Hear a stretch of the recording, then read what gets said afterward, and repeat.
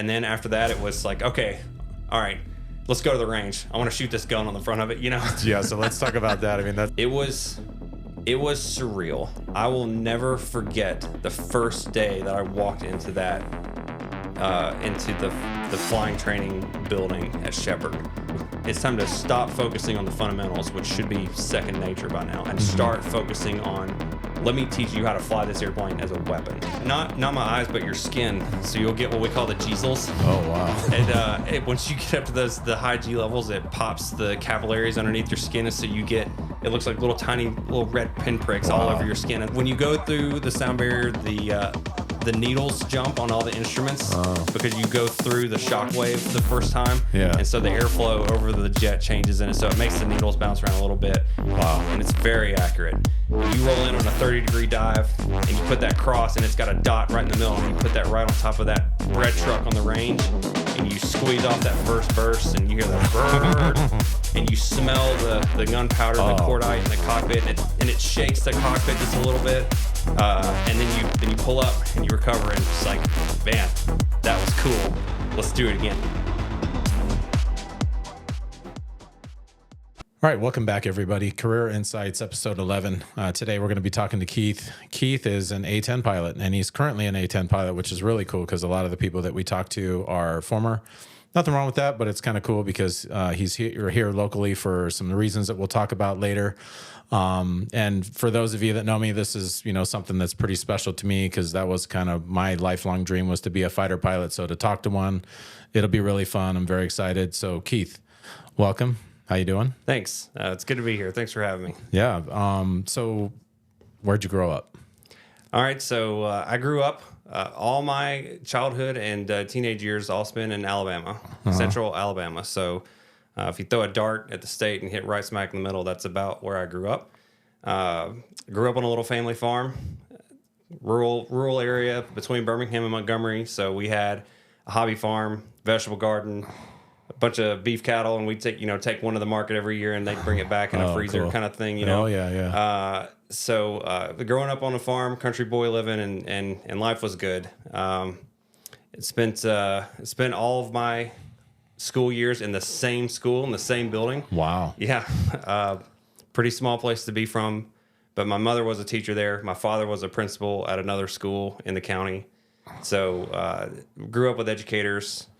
Grew up in church, and grew up in doing sports and hunting and fishing and all the outdoor stuff and camping. So, Alabama was a fun place to grow up, fun place to be a kid. Smaller town? Pretty small town. I actually can't claim to be from the town. We're kind of out in the countryside a little bit, but there's a little town called Clanton and Thorsby and Maplesville. If you draw a little triangle of those in central Alabama, that's where I grew up. So to go to Birmingham was to go to the big city for us. That's funny. Yeah. What sports did you play when you were younger? So I played basketball and baseball. Baseball, I did the normal kid, youth baseball thing until I was in 6th or 7th grade or so. And then I played basketball starting when I was like 6 or 7 years old in church leagues all the way through high school. And my dad played college basketball, and so I wanted to play basketball. My brother played football and baseball, so I wanted to do what the rest of the family was doing. Sure. So yeah, sports.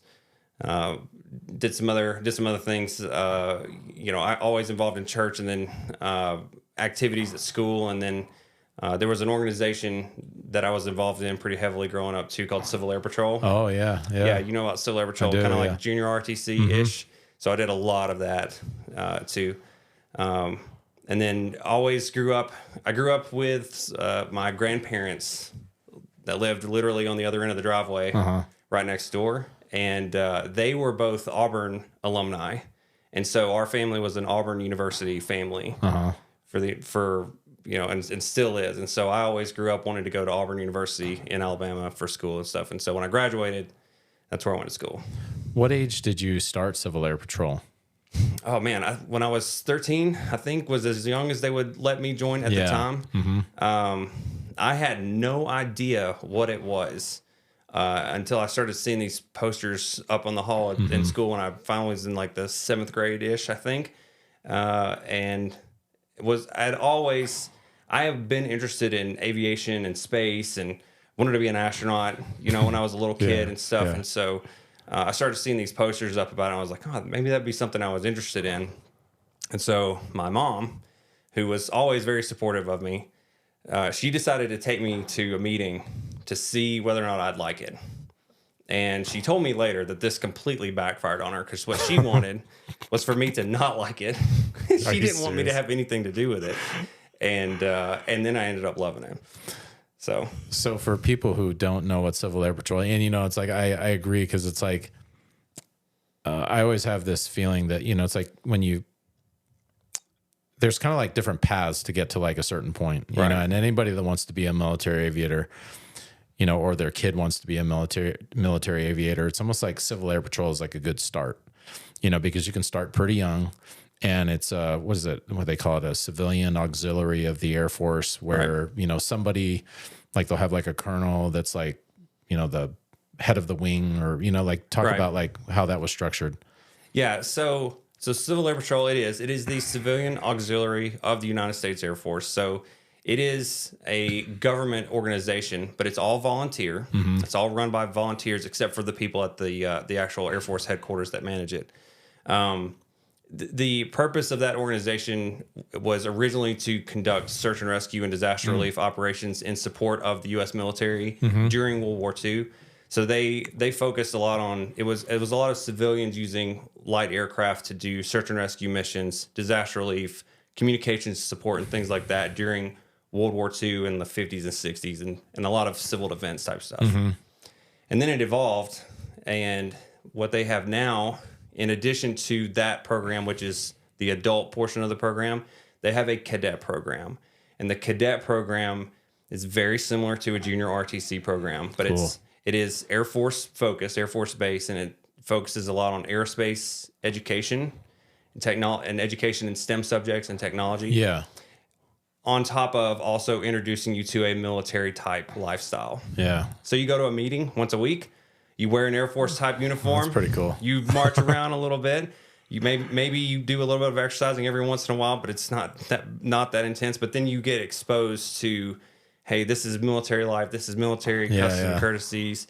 This is some aerospace subjects. So they talk about flying, and they talk about aerospace history, and aerospace careers, and they talk about the military and what is the Air Force like. And so you get exposed to the Air Force and military life pretty early, and it's very good way to ease into that and figure out, am I interested or am I not?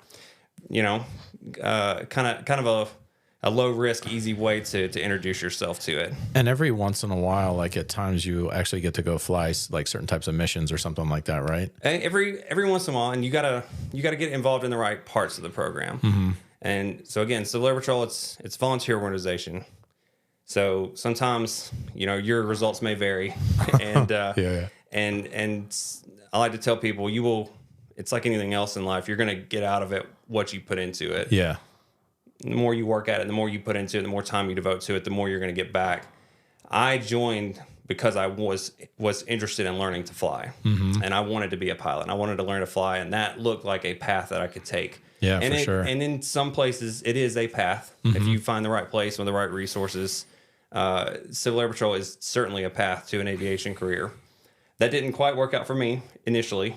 The flying portion was a little bit limited for me to start with. I did get to go fly with them a few times, and they were what we called orientation flights. So you go up with a pilot, and he's basically just, hey, here's the airplane, here's how it works, let you fly it for a little bit, and just show you around. So it was fun. But I didn't get to do as much of that as I thought I was going to get to do.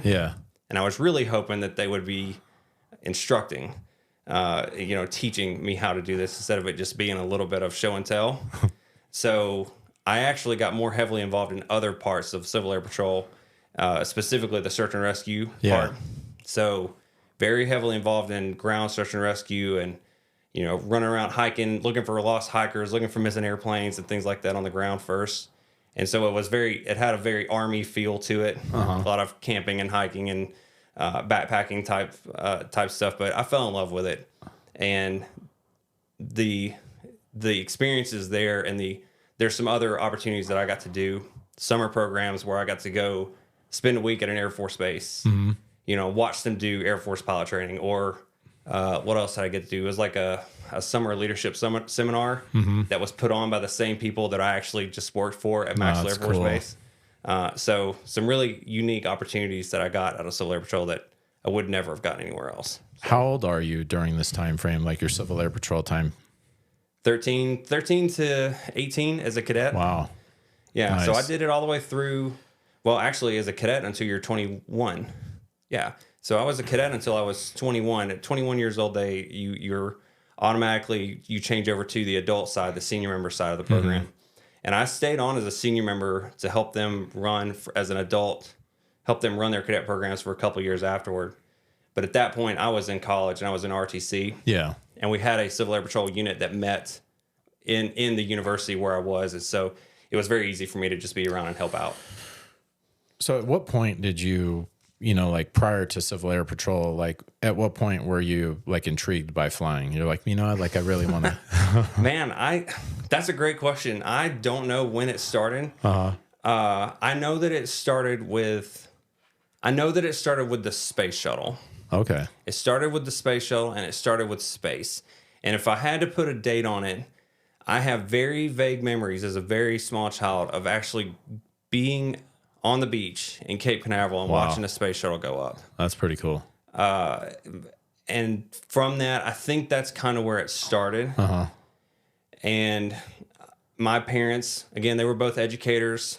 We're from a small community in Alabama, so how many opportunities like that are there for for a person from a small community in Alabama? So they really kind of fed my interest in that. And it's like, hey, look, you're interested in these things, and that's great. And we'll do awesome things like go watch the space shuttle go up, go to the Space and Rocket Center in Huntsville, Alabama, which was only a couple hours drive away. And so they kept me interested. They bought me books, let me watch the movies, and I just stayed interested in space flight.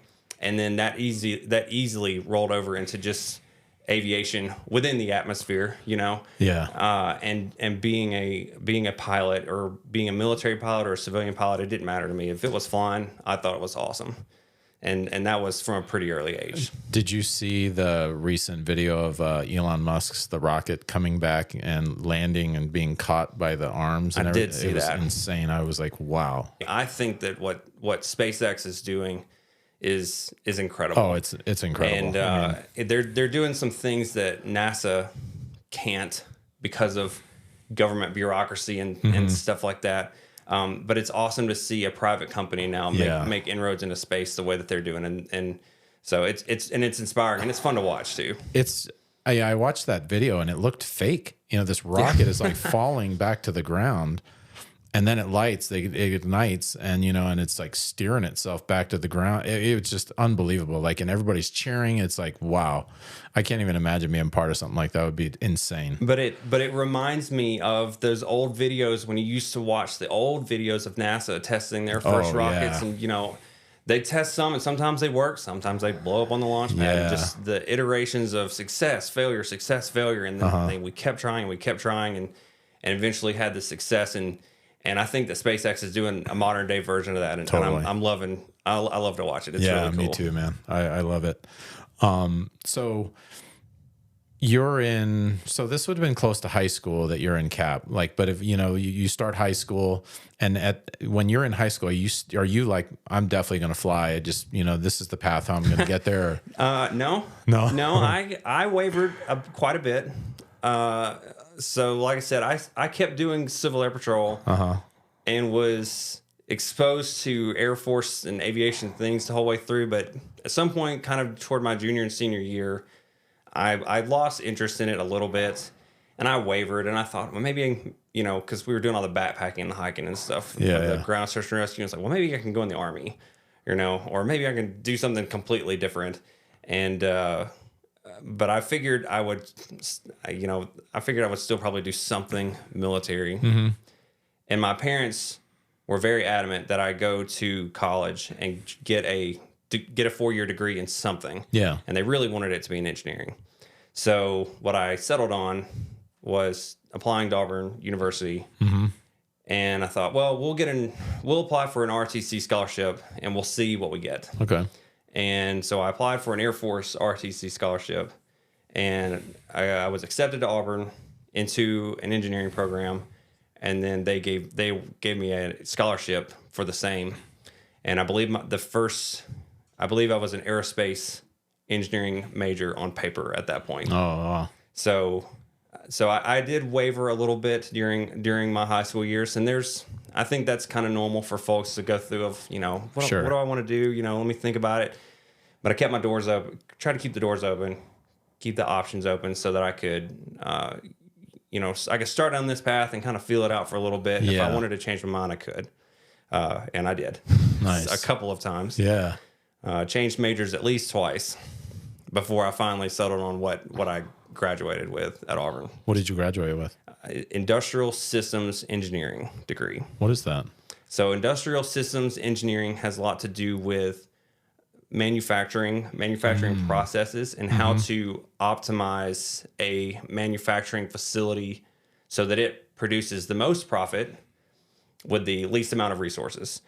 So take any factory that makes any widget, and it's like, what is the cheapest and fastest way that we can make this thing that saves the factory money so they can get the most bang for their buck. Yeah. Same thing with like logistics and supply chains.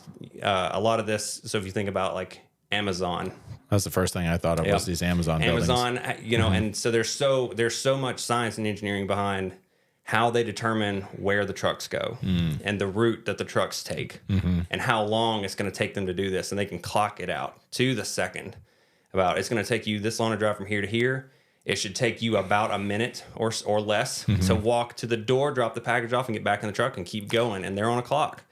And same thing for the warehouse. The warehouse is designed in a very specific way with a very specific layout to best move the product through the warehouse with the least number of moves so that it spends the least amount of time traveling and the most amount of as fast as they can get it off the truck in a box and then on the delivery vehicle and to your house. That saves them money. Wow. So there's a whole science and engineering behind that. And that's industrial. That sounds pretty cool.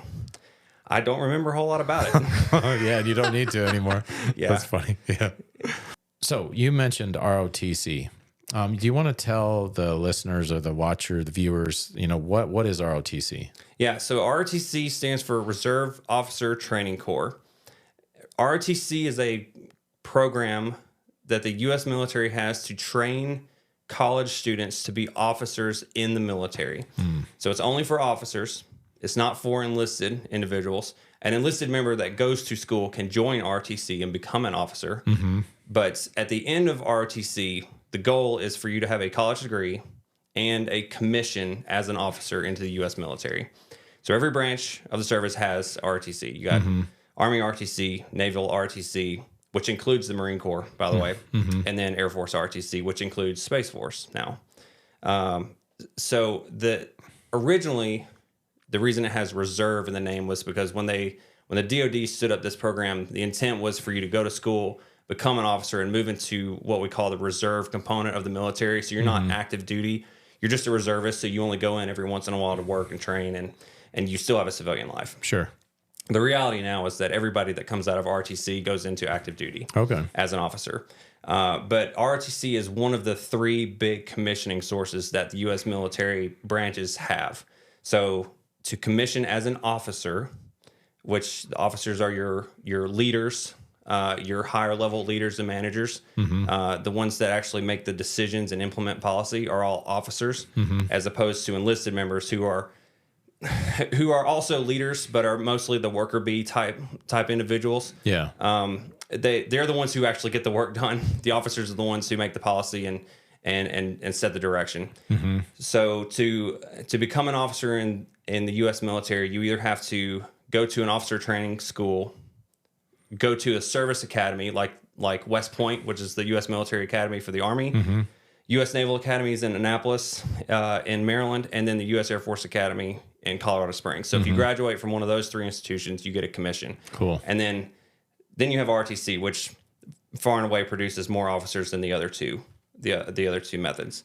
So you go to a public 4-year college institution and you take ROTC as a class, and you get your military education at the same time you get your college education. Interesting. You do at least one summer program between at least for the Air Force, this is the way this works. Between your sophomore and junior year, there's a summer training program, which is a little bit boot camp-ish. And at the end of the program, at the end of 4 years of college, you graduate, you get a college degree from your 4-year institution, and you get a commission into the U.S. military from whichever branch you were participating in. And then subsequently to that, you get orders to enter active duty, and off you go. So you hear about like ROTC in high school. That's like JROTC. Is That's that what that is? junior RTC. So it's on the Air Force side. Air Force Junior RTC is still run by the same organization that runs regular ROTC, but it is a separate program. It's a high school class. It's a high school program that very similar to Civil Air Patrol. It's a lot of exposure. Yeah. You know, you wear uniforms, you learn how to drill. You know, you take classes on how the Air Force works and Air Force history and aviation and flying. And then at the end of that program, when you graduate high school, you're kind of just done with junior RTC, but you have a lot of background. You've set yourself up if you wanted to go into RTC or just enlist in the regular military. You have a great background already that it's a huge head start. Yeah. Yeah, and that's kind of why I brought it up is I would imagine it's a really good lead in to college ROTC or enlisted military, regardless of the branch. Yes. But to get into college ROTC, is there like an application process? Like, how does that work if you're in college and you want to go ROTC? Right. So there is an application process. The good news is if you start early, your freshman and sophomore years of college, if you want to be in RTC, it's pretty simple to get in. I think you can go to any RTC website and look this information up and get more details, but it may be as simple as just going to that RTC detachment at your college university, filling out an application, and then signing up for the class when it comes time to sign up for classes. Yeah. At least for the first 2 years, it's pretty straightforward. As now later in the program, your junior and senior year, that's a little bit more complicated. But and that's because about halfway through your RTC career, the Air Force is trying to decide, are we going to keep you and are we going to finish your training and make you an officer? Okay. Because not everybody that gets into RTC is going to finish the program, and the Air Force sometimes limits that number based on manpower requirements. Sure. And that's what that 2-week training program is meant to kind of help them sort out who are we going to keep. I see. Who we're going to let go. And so it's, thanks for those people that they let go. It's like, thanks for doing your first 2 years of school, but your performance was not up to par. And thanks for playing, but here's the door kind of thing. Dang. Yeah. And it's that was not very common when I went through. That was pretty rare. Yeah. But I hear that has fluctuated a little bit in the last few years just because of the public job market versus what the military has and what their manpower requirements are. So if the military has too many people, they draw back the number of applicants that they'll take, Yeah. So there's an ebb and flow. And so I hear it got rough for a little bit. Now I think it's back to being, it's like, well, if you're in the program and you're doing reasonably well, you can expect you can make it through. Yeah. So like for you specifically, that was kind of like your path to becoming a pilot. And what is happening here to get, you know what I mean? Like, how do you end up going down the pilot path in ROTC? Are there certain tests you're taking and then you do certain things and then... Yeah. So there's a lot of steps to it. And so for people that want to be fighter pilots or a mobility pilot or a rotary wing pilot or what have you in the Air Force, you got to remember that it's a long journey to get there. There's a lot of steps. And so it's one step at a time, one bite at a time. So if you want to be a fighter pilot, you got to remember you got to be a pilot first. And if you want to be a pilot first, you got to be an officer first. Before you can be an officer, you got to be a college student, and so on and so forth. During RTC, so the first hurdle's out of the way. I made it into college. Graduate high school, make it into college to be an officer, because we only have in the Air Force we only let officers fly. Enlisted individuals are not pilots. They can be aircrew members, with the exception of RPAs. We let them fly RPAs and in certain circumstances. But in RTC, I had to take the Air Force Officer Qualifying Test, the AFOQT, and within that there is a pilot knowledge section that tests on like just do you know fundamentals about flight essentially. And it's not very in depth. I don't remember it being very in depth at all. But you take the AFOQT. You also take a separate test called the Test of Basic Aviation Skills, or the TBAS. And that is more of a cognitive and hand-eye coordination type test. So more mind games instead of just straight up knowledge, book knowledge. Yeah. So you're trying to, find the matching shape or click these dots in a very specific sequence, and you got to remember it. Yeah. Kind of tests to test your cognitive ability for aviation.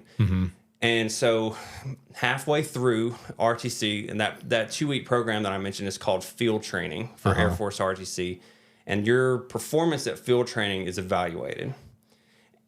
And so in your junior year, for the normal 4-year student, this happens in about their junior year, you compete for a job in the Air Force. So you've graduated field training, which means that the Air Force has decided that they're going to let you commission. And now they have to determine what job you want to have. And if you want to be a pilot, you take the TBAS. Everybody takes the AFOQT. Yeah. And then the people at your RTC detachment give you a score based on your AFOQT, your TBAS, and any previous flight hours that you have accumulated as a civilian pilot. Yeah. And that score is called your PICSM, Pilot Candidate Selection Method. Okay, your PICSM score. So, but the PICSM is only one score that goes forward towards helping determine whether or not you're going to be a pilot. Yeah. So remember, your field training was evaluated. So that goes into your ranking. Your academic performance in school goes into your ranking. Your PT performance, like how well you do on PT tests, goes into your ranking. And then finally, the biggest chunk of your score is actually what the detachment commander and the cadre evaluate you to be. And they will usually rack and stack the students. Oh, okay. And you get more points if you're at the top. So all of that is compiled into giving you a score. And then they rack and stack that score against everybody across the country that wants to pilot slide. And then they draw a line, and everybody above the line gets a chance to go fly. Wow. And everyone below the line has to compete for something else. So let's kind of just briefly like break it down a little bit. The AFOQT, it's got different components in it. Right. I don't remember what the sections were, math and I language. don't remember. AFOQT very much felt like ACT, SAT type tests, if I remember correctly. You definitely want to study for that. You don't take it lightly. Right. But you can not do you can not do so hot on a couple places, but it really comes down to that pilot composite score because it kind of breaks it down into that. So I'm trying to remember. The AFOQT had like general knowledge type questions, and then it had some pilot specific stuff on it. But I don't remember how the scores broke down, because the AFOQT, it's the Air Force Officer Qualifying Test. So it is, every officer has to take it. So it's just measuring your aptitude to be an officer first. And then they look at the pilot scores if you want to be a pilot. Yeah. And also remember that the AFOQT is different from the ASVAB. It's very different from the ASVAB. And by the time you're in RTC, like, frankly, ASVAB stuff does not matter, to be completely honest with you. Because I took the ASVAB in high school, and it never came up again. Like, not on any of my records or anything. Just because that was not the test that they needed. The AFOQT was the one that mattered. Your PICSM score has AFOQT and the pilot portions of the AFOQT, which you can, like you said, you can study for. And there's actually an Air Force website that has study material and resources on it that anyone can access from any computer. And I think if you just do a search for it, a web search for AFOQT, it will come up, and you should be able to find it. The TBAS is the other test. That was that cognitive test. And I remember having to take that one. That was like a special, sit in front of this special computer and click all the buttons and stuff. But there's certain testing centers that will offer the TBAS. Okay. And then the other portion that goes into your PICSM is your flying hours. Did you have flying hours at that time? So I did, but I did not include them in my PICSM score. I only had like 10-ish flying hours, but I should have included them. So the way that they include general aviation flight hours, so if you go down to your local airport and just take flying lessons and get your private pilot's license, that will help your PICSM score up to a point. If you have more than 60 hours, that's where it stops. They cap it at 60 hours. You can't report more than 60 flight hours. But frankly, you could probably get away with only doing 10 or 15 flight hours and probably get more bang for your buck that way. And this is some speculation on my part. Obviously, the more time you have, the better. But just an introduction to flight, an introduction to aviation, and understanding some basic aviation concepts. You know, if I pull back on the stick, the houses get smaller, and if I push forward on the stick, the houses get bigger. And how, fundamentals of aerodynamics and some basic aviation terms. Just having a little bit of an exposure, probably taking flying lessons up until the point that you solo an airplane. Yeah.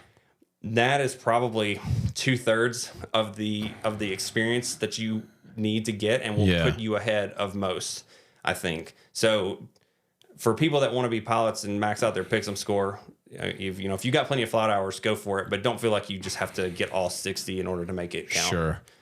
So because that's a pretty expensive route to take.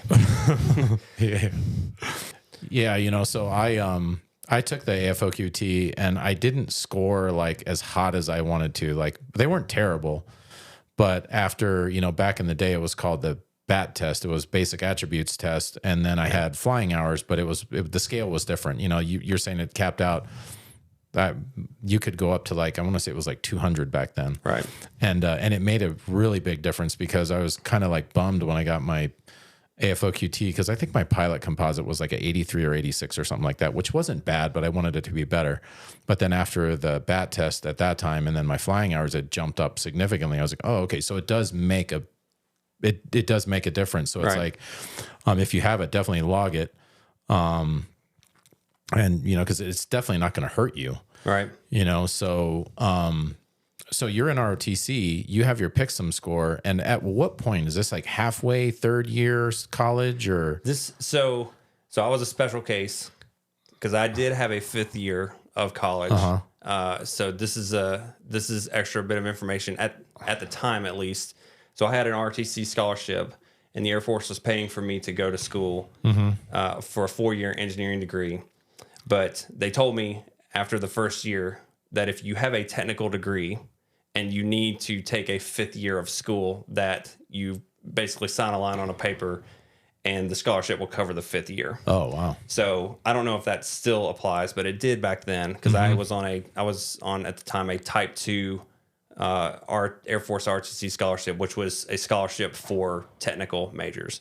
So they said, we'll pay for a 5th year if you need it. And I said, sounds like I need a 5th year.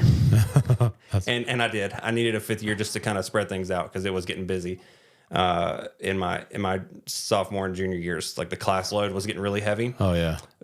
And I changed majors again, which did not help. But I was in school for 5 years. I did 5 years of college, and Air Force ROTC will allow that.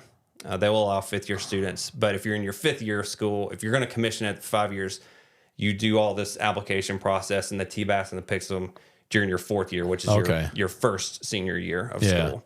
So that's when I did all of this. Did all of this like during it would have been the spring of my junior year, fall of my first senior years, when I was making all of these applications and doing the tests and stuff. Also in there, I had to have corrective eye surgery because my vision was not good enough at the time. And so I got with my RTC cadre, and we dug into the rules at the time and figured out what it took for me to have laser corrective vision surgery. So I did that, had to wait a year for all the results and for everything to come back from that. But when all that was said and done, application goes in, and then during my the spring of my senior year was when I found out that I was going to be a pilot. That's awesome. So you get selected for pilot training, and then is there like a date? They're like, hey, you're going to go on this date. You know what I mean? How does that work? So you find out that you're a pilot while you're still in school with still a year left in school. Okay. So that 5th senior year, I was still going to RTC classes, still had to participate in the program, but I knew that I was going to be a pilot by that point, and I was just focused on finishing my degree. Sure. And as commissioning came around, as we got close to graduation date and commissioning date, that's when the orders started to come down, and that's when I started to get dates. They also called me a few months before commissioning, and they told me, hey, special opportunity for you. You've been selected to be a pilot and to go to pilot training, but we have an opportunity. They take a certain number of those pilot trainees and send them to a special program at Shepherd Air Force Base in Texas called Euro-NATO Joint Jet Pilot Training, NJEPT. Oh, yeah. And NJEPT is, it's not a guaranteed, it's not 100%, but it is a fast track to being a fighter pilot specifically because of how the program is set up. That is a joint program between the U.S. and NATO, combined program between the United States Air Force and NATO Air Forces, and they focus on producing pilots for tactical fighter aircraft. So everyone goes through T6s and goes straight into T-38s, no questions asked. There's no competing halfway through. Oh, okay. All the competing is done at the end for like which airframe you're gonna fly. But by then you've flown the T-38, and if they have fighters available, they're gonna put you in one. So that was good news. So then, the usual route would be you would be going like to undergraduate pilot training, right? UPT first, and then you would go to wherever you got selected for, like fighters or heavies or something like that. Correct. So, but you went a totally different route, that NJEPT route. It was a little bit of a shortcut. NJEPT is a little bit of a shortcut, and to be completely honest with you, they've changed how the Air Force has changed how they do pilot training since I went through it. So I commissioned. There was a few months of a break between when I commissioned and when I actually formally entered active duty, like on paper, and they started paying me. So I had a summer job, got married, did all those things, and then finally entered active duty and went to at the time they had a training program at Maxwell for new lieutenants, which was like just going back to college all over again. Oh man. The Air Force finally figured out that was probably not the best use of their money. They were not getting what they wanted out of that. But it was a great time. It was like parties or something. Oh man, it was fun. And it was beautiful because it was at Maxwell Air Force Base, and I was in college at Auburn, and my new wife and I were living in Auburn. So I would see her every weekend, or I'd bring her over, and she'd stay with me on the base and stuff. And during the week, classes during the day and hanging out in the afternoon and stuff like that. So it was very easy transition from civilian life into military life. And then they sent me to Shepherd. When I got to Shepherd, which was the base where NJEPT is located, when I got to Shepherd, the first program that I had to go to was what we called IFS. Introductory Flight Screening. So IFS is a program that the Air Force sends pilots to ensure that you can fly an airplane before they start teaching you how to fly an airplane. And so it's held in Pueblo, Colorado, and you fly a DA-20, which is a single-engine, piston-powered prop plane, around for about a month. And it is intended to be, or at the time, it was intended to be a little bit of a washout program, and it was very much throw you to the wolves. They give you the book on how the airplane works, and they give you a book that teaches you kind of how to fly it around, and you get some classes and a little bit of instruction, and then you just go start flying it with an instructor, and they kind of expect you to figure it out. So it's not very difficult flying, but for somebody with little to no flying background, it would be a challenge. Is this a low wing, high wing, or? It's a little low wing. Okay. It's only a 2-seat thing. Side by side? Right, Okay. side by side. And it's almost like a glider with wings on it, kind of thing. The more people are familiar with a DA-40, the Cirrus DA-40, which is the 4-place, the bigger, nicer version of this thing. But the DA-20 is the trainer version. The Air Force has a little fleet of these in Colorado. That's cool. That they teach people to fly in. Now, if you have your private pilot certificate already, then you skip this step. Okay. But you go to IFS first. It's a 1-month program. It's relatively intense for a flight school, but really all they want to do is see, do you have basic stick and rudder skills? Can you learn how to fly the Air Force way? Okay. The Air Force has its own method for teaching flying skills, and they want to make sure that you can learn their way as opposed to the civilian way. And when I went through, everybody, private pilot certificate or not, had to go through this program, and the ladies and guys that struggled were the ones who already had their certificates because they were trying to learn how to fly the Air Force way, but they had already built habit patterns and they had already learned some aviation skills. And so they were having to either adjust or unlearn in order to finish the program. Were there people that washed out of that? We're a handful. And then do they get to continue on, but not at NJEP, or is it like you're done? No, they have to reclass into a completely different career field. Oh, wow. Yeah. And so, and IFS is not specific to NJEP. Every Air Force pilot for any UPT program is going to go to IFS. Okay. Yeah. So your UPT is undergraduate pilot training, and you've got 3 UPT bases, which are Laughlin in Del Rio, Texas, Vance is in Enid, Oklahoma, and then Columbus Air Force Base is in Columbus, Mississippi. So those are your traditional Air Force pilot training bases. NJEP, like I said, is kind of special. So I'll go over the difference with that in a second. Yeah. If you're in regular UPT, you go to IFS first, or you have your private pilot certificate and you skip that step. Okay. Once you finish IFS, you go back to your UPT base and you actually start UPT. And UPT now, I believe, it is a 6 months. It used to go in phases. I think now you do an academic phase first, which is only a few weeks, and then the T6 phase. And the academic and T6 phase together are about 6 months worth of flight training. And that is your primary flight training, instrument training, basic formation work, and a little bit of other stuff that they throw in there. And that is Air Force Flying 101 to get you to a point where you can safely take off and land and fly in instrument conditions is what the Air Force wants. And at the end of that 6 months of UPT, you graduate and you get your wings. You also compete to either go into a fighter track or a heavy track or helicopter, which is also an option. And based on what you get, you either get bombers are in there too, fighter, bomber, heavy, or helicopter. And then that determines whether you go to another base for helicopters. If you go to helicopters, you go to Fort Novosel, formerly known as Fort Rucker in Alabama.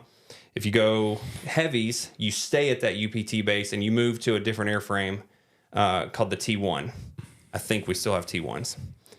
The scuttlebutt is that we are supposed to be phasing those out. Is that the one that kind of looks like a Learjet? It looks like a Learjet. Yeah. It's a Beechcraft thing, but it's a little twin engine business jet type.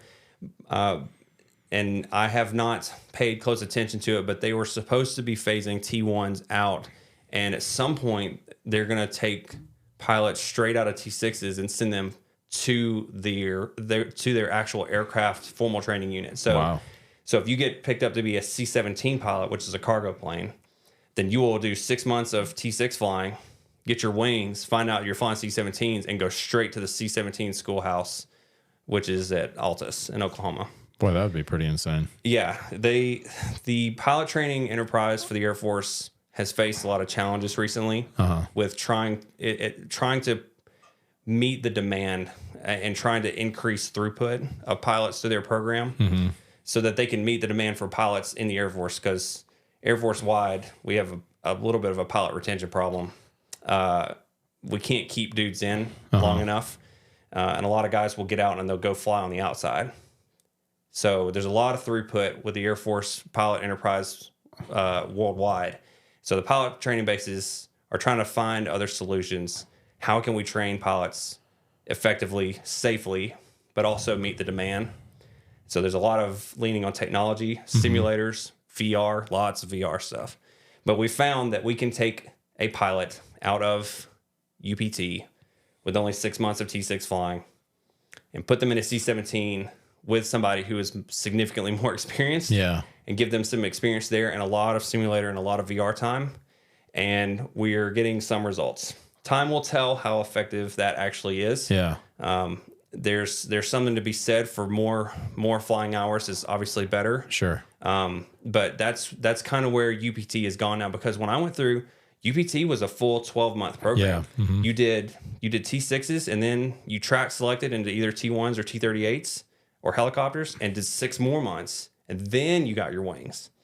So it has changed a bit. Well, that's since a I've been really there. significant change, you know, and then need to go from like the T6 to like something as big as a C-17. I mean, that would be such a big, I mean, just the height of the cockpit and everything is like insane. It's a huge jump from a single engine turboprop plane to a 4-place jumbo jet type aircraft. Yes. So again, time will tell how effective that is actually going to be for guys and gals that want to fly fighters. They will track select into the T-38 and then spend 6 months at that same UPT base doing T-38 training. And this is where regular UPT and NJEP kind of come back together.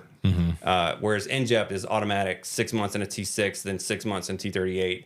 At the UPT bases, you have to compete halfway through. Okay. And then find out, am I going to go to the T1 or the T-38? So once you get in T-38, T-38 training is similar to T6. You do a lot of the things you did in the T6, but now you're doing it in the T-38, which is a twin-engine supersonic jet trainer. Yeah. The T-38 was wicked fun to fly. So much fun. So let's go. You get selected for NJEP. You go through is it IFS? IFS. All right. So you get through that. And then what's next after that? So it was IFS, and then a couple months after IFS, I started T6. I started T6 academics and into the T6 phase. Yep, and that would have been in April of 2011, I think, was when that happened. So 6 months of that, and then no question, halfway through, you're automatically going to go to T-38s. What was it? So what is it like showing up to these places? You know what I mean? Like you're thinking about this the whole time, but then now you're actually showing up, and it's like, man, I'm in pilot training for the Air Force. Like, what is that like for you? It was surreal. I will never forget the first day that I walked into that into the flying training building at Shepherd, because I had been kind of around UPT stuff before. Like I said, in Civil Air Patrol, I got to go to Columbus Air Force Base and watch them do UPT for a week, and I got to see, oh man, the flight rooms and the flight lines, and you know, here's all the patches on the walls, and here's all of the AFE rooms and all this stuff. And at that point, you know, I was just a spectator looking in. Yeah. But man, the first day I walked in, I was like, I'm here and this is happening. Oh, that is. It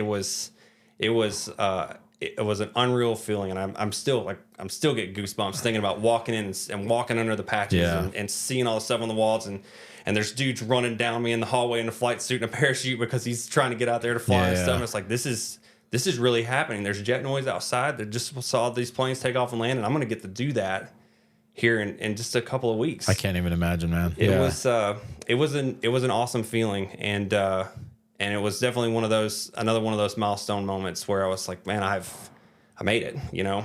So that was another one of those hurdles down. But it was definitely not over. It was just the beginning. Sure. What about the first time you put like an actual like Air Force flight suit on? Well, that happened pretty early. That happened in... This is like... Yeah, to put the actual... I got to do that in RTC a little bit, but actually, you know, stand there in my flight suit and actually put on the name tag with the actual 80th Flying Training Wing patch and the squadron patch on the other side. So sick. I was like, oh man, I look so cool right now. And little did I know, man, I didn't know anything. Did you feel cool? I felt cool. Oh yeah. I felt cool, but yeah, I was scraping the bottom of the barrel. I had no idea the ladder that I was about to have to climb. So when you were flying the T6, you said 6 months, right? Yep. And you know, what was that? You know, first flight, it's a 2-seater. Are you just along for the ride, or you know, how's that? No, they try to throw you to it pretty quickly. Okay. So before you hit the flight line, there's 3 weeks of academics. There was at least 3 weeks of academics where we talked a lot about the aircraft itself, how it works. We talk about basic flying skills, all the rules for flying, the local flying procedures. Like, how do you get to the runway? It's not just as simple as get in and go over there. Yeah. What are all the radio calls you got to make? What are the rules? Which taxiways do I take? Where do I stop? I have to talk to the tower to cross this runway, and all these things. So that stuff is complicated. I have a private. You go to a big airport and it's like terrifying. You're like, wait. So you go through a lot of that on the ground in classroom academics and simulators before you ever hit the flight line. That's cool. But by the time you hit the flight line, you've got a lot of exposure to it, and so you're vaguely familiar with what's about to happen to you. And then the first sortie is called your dollar ride.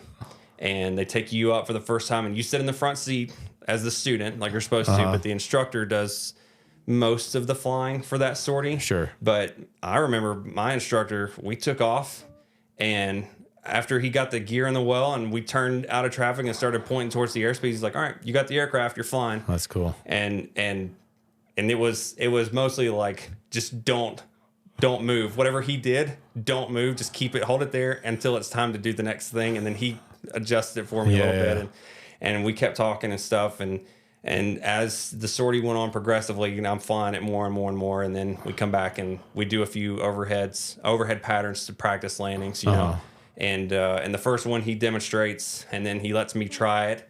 I mess it up. We go around, we do it again, I mess it up again, and we keep doing it until I kind of get something that's a little bit close to it. But that was the dollar ride. And why do they call it a dollar ride?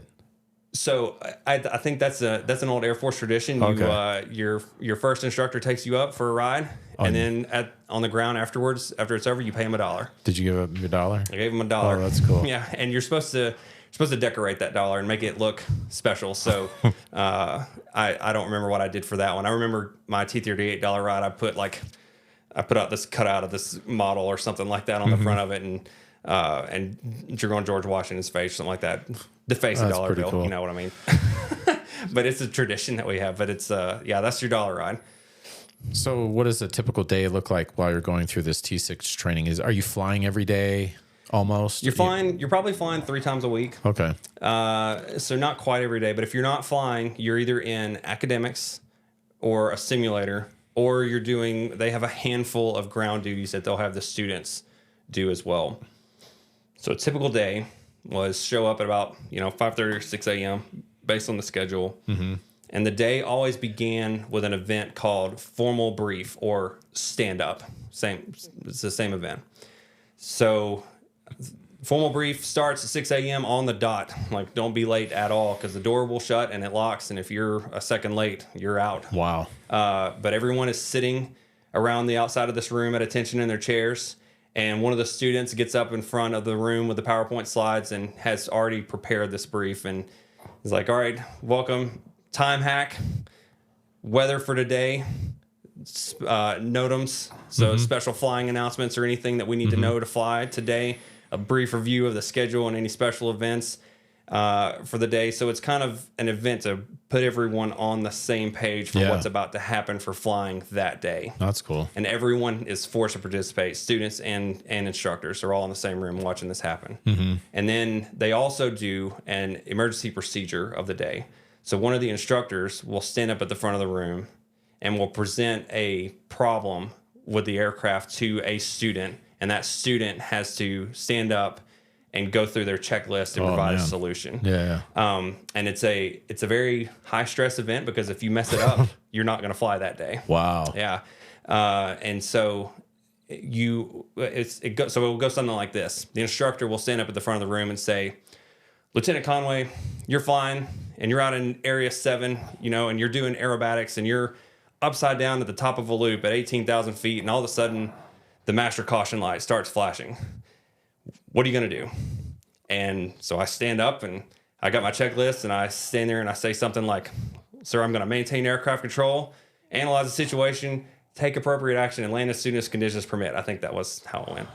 And it's like, those are the big 4 steps. To maintain aircraft control, I'm gonna stop doing the loop. I'm going to roll out, get wings level. Then we're going to analyze. What do I see? I see a master caution light. Do I see anything else? Yeah. And he's like, yeah, you got an oil pressure gauge and it's on 0.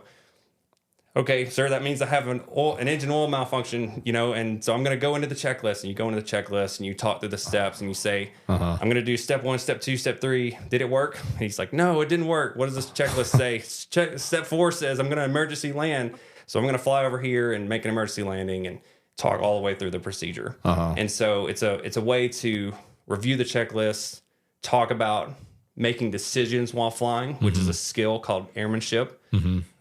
Decision making, you know, what do you do in certain circumstances is airmanship, and you can only develop airmanship by flying or talking about flying. Yeah. And so this is a way to do it, and it's forced participation. Everybody else in the room is watching this happen, and they're learning from it, right? So if I do it correctly, everyone else knows what to do. If I mess it up, they know, don't do that. Here's the correct solution, right?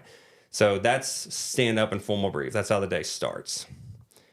And then you go into your individual flight briefs and get ready to fly. Is that with you, and like, do you have like an instructor that's assigned with you? Okay. So they will have made the schedule the day before, and there's you're in what's called a little team called a flight, and your flight probably has about 10 or 12 students in it. Okay. And then there's about that many instructors as well, and they'll develop the schedule a few days prior and say, all right, you're going to fly on this day, this day, and this day, and here's your instructors. And so you know when you're flying, you know who you're flying with, and where you're going to go, and stuff like that.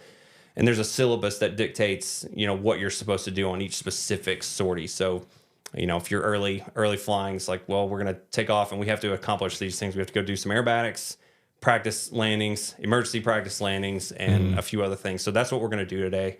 And they assign you to go fly in a specific piece of airspace in the sky. And you sit down with your instructor and you talk through how you're going to go do all of those things. And then you go get dressed. You go put on your parachute and your G suit and get your helmet, and get one more brief at the desk right before you walk out the door. And they tell you which plane you're going to go fly. And you go out there and find that plane and fire it up, and off you go.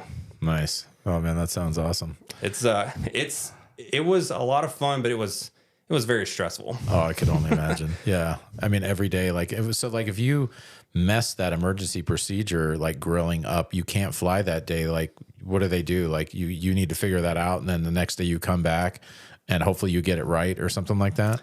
Yeah. It depends on what the situation is. I watched a guy mess that up one time, and so they sat him down. That's the term is, you know, sit down because you got it wrong, and then they pick the next guy, and the next guy's got to finish it, you know. Yeah. But if you get sat down, yeah, you usually get a little chit chat with an instructor later to talk about what you did wrong, and why you messed that up, and how come you should have known better, kind of thing. And they take you off the flying schedule and make you think about it for a day, and you go do other things. You may go do a sim or go do one of those other ground duties instead. And then they'll put you back on the schedule for the next day. Is everybody kind of hitting the same, like, milestones? Like, hey, we need you to have, like, and I'm just, 10 hours of aerobatics and this many hours, is everybody's kind of doing the same thing? Is that how that kind of like goes or something like that? Pretty much, because there's a syllabus. Okay. They've got a very specific syllabus that dictates how many sorties you get, how many different flights you get until you finish the program, and you have to meet certain grading requirements, and all of this is spelled out in a lot of detail in Air Force regulations as to how many rides you get, what you do on those rides, and how well you should be performing on those rides. Yeah. So the instructors have a grading metric, and so you go out there and you fly, and they come back and they write a grade sheet, and they say, all right, hey, you passed this ride, you did everything up to standard. You didn't do so hot in these two things, so I'm going to give you a downgrade on these two areas, but that you still pass the ride. You just need to practice those the next time you go out. Okay. Now, if you go out and you get downgrades in the same area again, you probably hook that one. Really? Hook is a fail. And then what? Like, what if you fail? Do it again. Do that ride again, and you only get so many redos before you have to have a check ride with one of like the squadron commanders to determine whether or not you can stay in the program. Oh, so you can wash out. Yeah, you can wash out. And that does happen. I've seen some really good people, some really smart people wash out of UPT for various reasons. Sometimes it's medical, so sometimes it's out of their control. And sometimes you get a person in there that even though they went through the flight screening and they did well, they get out there and they start to fly and the combination of the stress and the pressures of UPT plus a new airplane plus all the other things that are going around it, and maybe just they have some stick and rudder skills, but they don't have the stick and rudder skills to the degree that the Air Force needs them to have. Sure. And so if you can't do that emergency landing pattern with the engine off kind of thing where it's like this huge gliding spiral to the ground. Yeah. So that's one of the things that I struggled with. And it requires a lot of stick and rudder skill and just being able to judge. You can read about it in a book because the book tells you specifically how you're supposed to do this specific maneuver, but some of it you just got to get out there and looks about right, and make it happen. And some people just couldn't make it happen. I remember when I got my license, and I was actually building up hours because I wanted to get to the next bracket for so I'd have my pick some score be just a little bit higher. And I was just building up some hours. So I was flying with a guy, and he had a Luscombe, which is a tail wheel, really small, lightweight tail wheel. And we did some spin training in that thing. And you kind of have an idea of what you're going to get into, but it was nothing like and I can only imagine in pilot training for the Air Force, because we did that spin and it was just immediate. It was whoa, what is going on? I couldn't even believe how fast you're just in a downward spiral. And the way that it felt and everything. And I can't imagine the pressure of hey, I have to make this today. I have to pass this every day. And then you get into this new situation, man. It just must be intense. It was pretty intense. And I had a few pretty rough days, about halfway through T6s, just because, like I said, there were a few things and I just struggled with them. Mm-hmm. And I finally got them. I finally picked them up. But man, I worked hard and I was certainly not an above average pilot training student myself. I finished UBT what we call slightly above average, just barely doing better than the average bear, but I finished it and I was pretty pleased with how it ended. But there were a few times in T6s and T38s where I felt like I was hitting a wall. And it took a lot of personal grit to get through those, and then reaching out to some other people to let's go get some extra practice in the sim, and let's sit and talk about this and stuff, and I pulled it off. But there were a few times where I certainly met some difficulty, but those kind of situations, the Air Force is really watching you when you get into those, because they want to know, are you gonna roll over, are you gonna fold, or are you gonna push through? Mm-hmm. And they want their pilots to push through. So how big is a class when you're going through your NJEP class? Yeah, so remember I said a flight has about 10, 12, 15-ish, and there's usually 2 flights in a class. Okay. At least at NJEP it was 2 at a time. So it's about 25 to 30 at a time we'll go through in one class, and they will at NJEP they would start a class about every 6 weeks. At a regular UPT base, they will start one of those classes about every 3 weeks. Wow. Because they move a lot faster and they have some more resources there. So do you get pretty tight with the people in your? I did. I got pretty close with them, and it was fun to at NJEP, because again that was a NATO program as well. So we had Dutch students, Italian students, German students, cool. Norwegian students, all in the same groups with us. They were a lot of fun to have around. Did you guys make one of those NJEP YouTube videos? The graduation. I've seen so many of them. I can't remember if we actually. I don't think we made a video. Our class didn't make a video, but there's several of those floating around out there. Yeah. But the having the international students around at NJEP was special. Yeah. You get some of that at the other UPT bases, but it's different countries. They're we have UP. We teach UPT to Japanese students, Saudi, Jordanian students will come over and do UPT with us before they go back to their home country. So that would be a really unique experience as well to be able to fly with some of them. But having the NATO partner groups in there, and a bunch of especially the Dutchies and the Germans were my favorites. They were a hoot. And they would bring over their cultures, and we would celebrate Dutch and German holidays. That's cool. Oktoberfest was a really big deal. Yeah, I bet. So it was a lot of fun, and you get to know your classmates pretty well. And so you get your wings at the end of the T6? You get your wings if at the normal UPT basis now. You get your wings at the end of T6s. I think again, NJEP's is a little bit different, and because of the NATO stuff, they still wait until the end of T-38s to give you your wings, because they have NATO partners, and that's a big change, international change with partner nations and stuff would be a little bit harder to make. But when it's just U.S. Air Force pilot training, I think those guys get winged now at the end of T6 phase. What's one of your fondest T6 training memories? Oh man, so you were talking about spinning an airplane.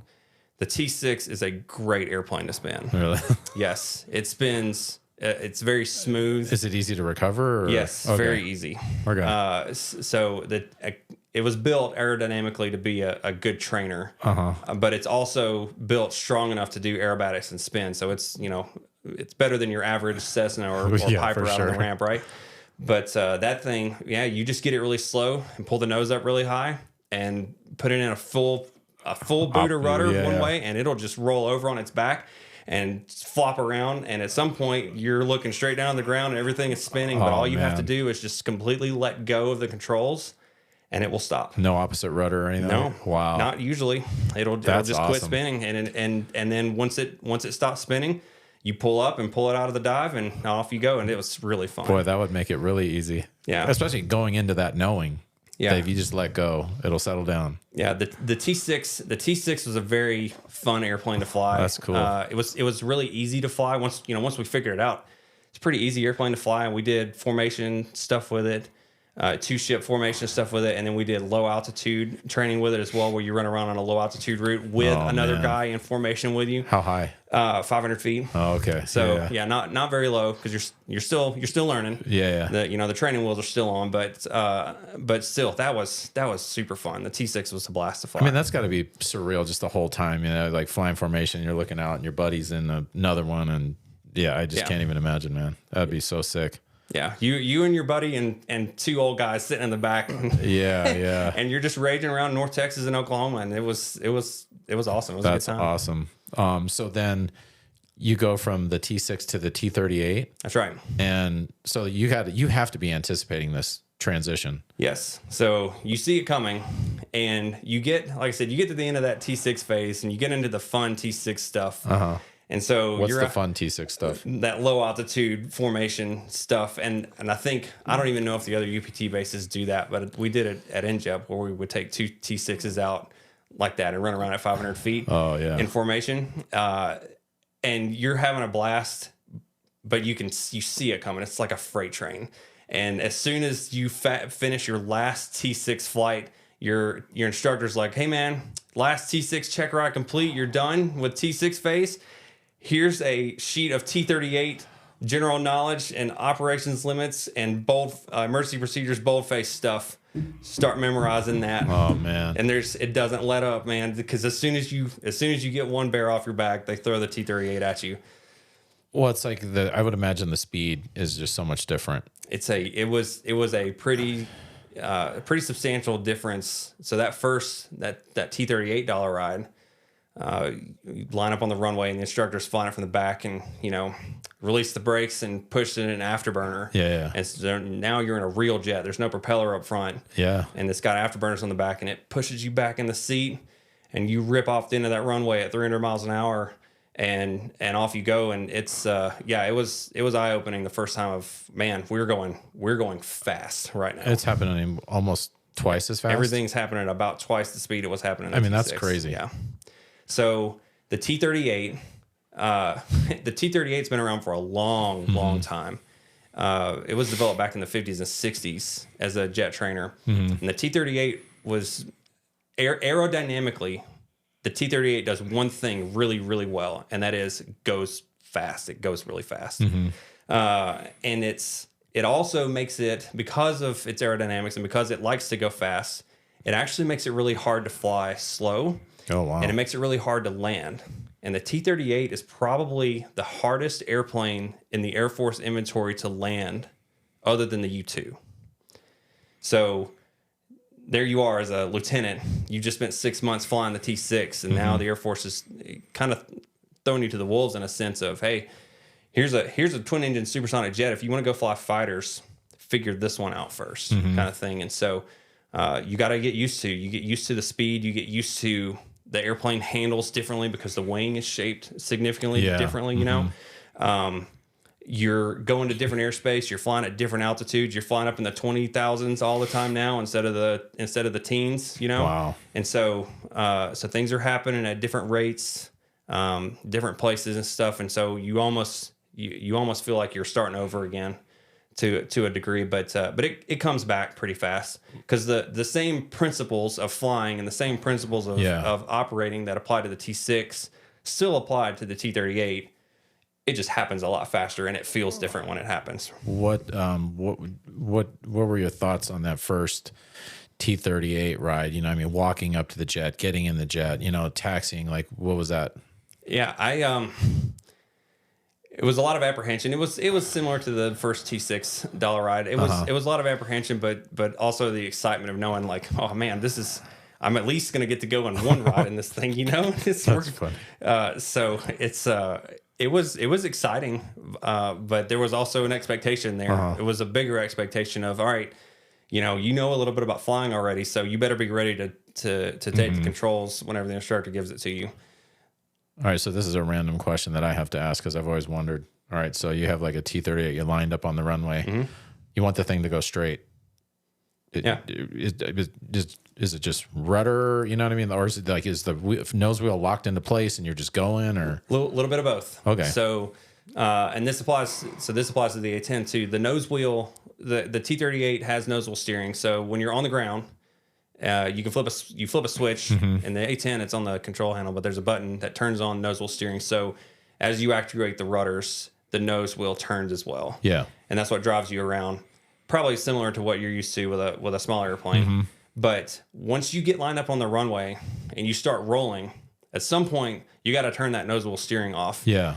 Because then the rudder gets so sensitive and the aerodynamic forces start to steer the jet instead of the nose wheel. Okay. And so you don't want the nose wheel steering to be on when you start going fast, because if you put in rudder, it's going to try to turn and it'll cartwheel on you if you're not careful. Yeah. So you put it in a max afterburner, and as soon as you start rolling, and as soon as the airspeed indicator, which the airspeed indicator stops at 50, it doesn't go below 50. But once it starts moving, you turn the nose wheel steering off, and everything's done with the rudder. Okay. At that point. Okay. And based on what you're doing, you may not be taking off on the middle of the runway. If you're flying in a formation and there's somebody right behind you, you get one side and he gets the other. And that way, if you have to abort your takeoff and stop, he still has a whole other side of the runway where he can blast past you if needed, So we practiced that in the T-38, and the T-38 was small enough to do that. The A-10 is usually not. Yeah. It's a little bit bigger, but yeah. So T-38, how long is that training? It's another about 6 months worth of what they would consider UPT type training, where it's primary flight training. So you're learning contact flying, which is VFR flying. You're learning instrument flying, instrument flight rules, how to do instrument procedures. And then you learn basic formation work. And then you learn some low level stuff, which is now you're flying a T-38 in a formation with your friend at 500 feet off the ground. And so you do that for 6 months. And once you're complete with that, then they say, all right, your primary flying training complete. And now it's time for you to track select and figure out what airplane you want to fly next. And then you start to look at, all right, am I going to go into a fighter? Am I going to go into a bomber? Or am I going to do something else? So during that, the time that you're flying the T-38, is it kind of like curriculum similar to like what you did in the T-6, but now we're in like a more advanced, faster and everything. So now we need to learn it in this aircraft just because everything's so much faster. You know what I mean? Like, is that kind of like the idea behind it? And Yes. then is there anything additional you're learning in the T-38 that you did not learn in the T-6? Like, are you starting to get into like basic fighter maneuvers or anything like that? Or is that kind of like when you get to your... There are some things that are new. For the most part, the what we consider the UPT or primary flight training curriculum for T-38s is very similar to T-6s. Okay. But they do start to throw in some extra stuff, especially towards the end. again, inject, special program, a little bit different. For normal UPT bases, they only fly in 2-ship formations during UPT. Okay. So when you get into formation work, it's just you and one other airplane, which has a student in it. And you go out and you do basic formation stuff, and you learn how to do a little bit of the Thunderbird fingertip flying, the close-in flying. Yeah. You can learn a little bit of tactical formation stuff where you get spread apart and learn how to do turns and move a formation that way. One student leads while the other student follows, which is that's a skill on its own. Like leading a formation around is its own special flight skill. Yeah. And there's a special relationship between what we call the flight lead and the wingman, number 1 and number 2. Yeah. And there's rules behind who does what and who can say what on the radio. And so you start to learn that relationship and learn the roles, and you learn number 1 is absolutely and completely in charge. Number 2's job is to do whatever number 1 tells him under most circumstances, because number 1 is responsible for the overall conduct of the formation. So you learn those formation fundamentals in T-38s as well. Injept, again, a little bit different. So we actually did a 4-ship phase in T-38s where now there's 4 jets, and 2 of those 4 jets have students in them. The other 2 are just instructors. But now you're learning how to do that formation stuff with 4 jets, not just 2, which mathematically doubles how complicated everything is, right? So, and is that why they have the extra 2 being in they're instructor pilots versus student pilots, so you don't have 4 students? Correct. Yeah. They're not going to put 4 students up there, and it would not work that way in once they get out into their combat units anyway, because the students and the students will eventually move into being what we call wingmen, which are the junior members, the most junior members of any combat flying squadron. And the wingman's job is to only fly with a flight lead. Okay. And so they will only fly in the wingman positions, which are number 2 and number 4. And in a 4-ship, number 1 and number 3 are considered flight leads, with number 1 as being the primary flight lead, and number 3 is a okay. Yeah. So when you're learning formation, is it like, hey, we're going to start this far apart, and then the next time we're going to get a little closer, and then the next time we're going to, how's that work? A little bit. It was the first formation flight I did in T6 is like we did a formation takeoff with 2 airplanes close. We're only like 10 feet apart from each other during takeoff. And we get airborne, and I'm sitting there staring at this other there's another T6, and it's right there, and we're going, 150 miles an hour, climbing through the air, and now we're in a big turn and stuff, and it was a little bit eye-watering. But you learn how to find visual references on the other airplane that tells you how far you are from them. Okay. And so now I can't remember what they are for the T6, but I can tell you what they are for the A-10. There's a specific light on the wingtip, and there's a star, the U.S. Air Force star, painted on the body. And if you line those 2 things up from the wingtip to the fuselage, if you line them up and move in on that line until the back ends of the engines line up with each other, that's just right. That's 10 feet of wingtip spacing. Somebody's done the math. Somebody's figured it out. And somebody's figured it all out. So you learn a visual cue, a visual sight picture for how it's supposed to look, and then you fly your jet to make that sight picture happen. And then your job is to just hold it there. Yeah, and you're literally looking at the other jet. Yeah, and you can't look away. Yeah, so that's like a question that I have. It's like you're literally flying off that other plane, so you have to look at it and always maintain like a visual of it. Yes. So like, what if you have to cough or you sneeze or if you got an itch, or, you know what I mean? Like, I've always wondered that. Yeah. So remember, there's relationships between number 1 and number 2, right? Number 2 does whatever whatever number 1 tells him to do. Number 2's other job is don't hit number 1. Okay. Because number 1, he's flying the formation around, and he may have to look at a map, talk on the radio, change a radio setting or something. So he may have to look around and do stuff.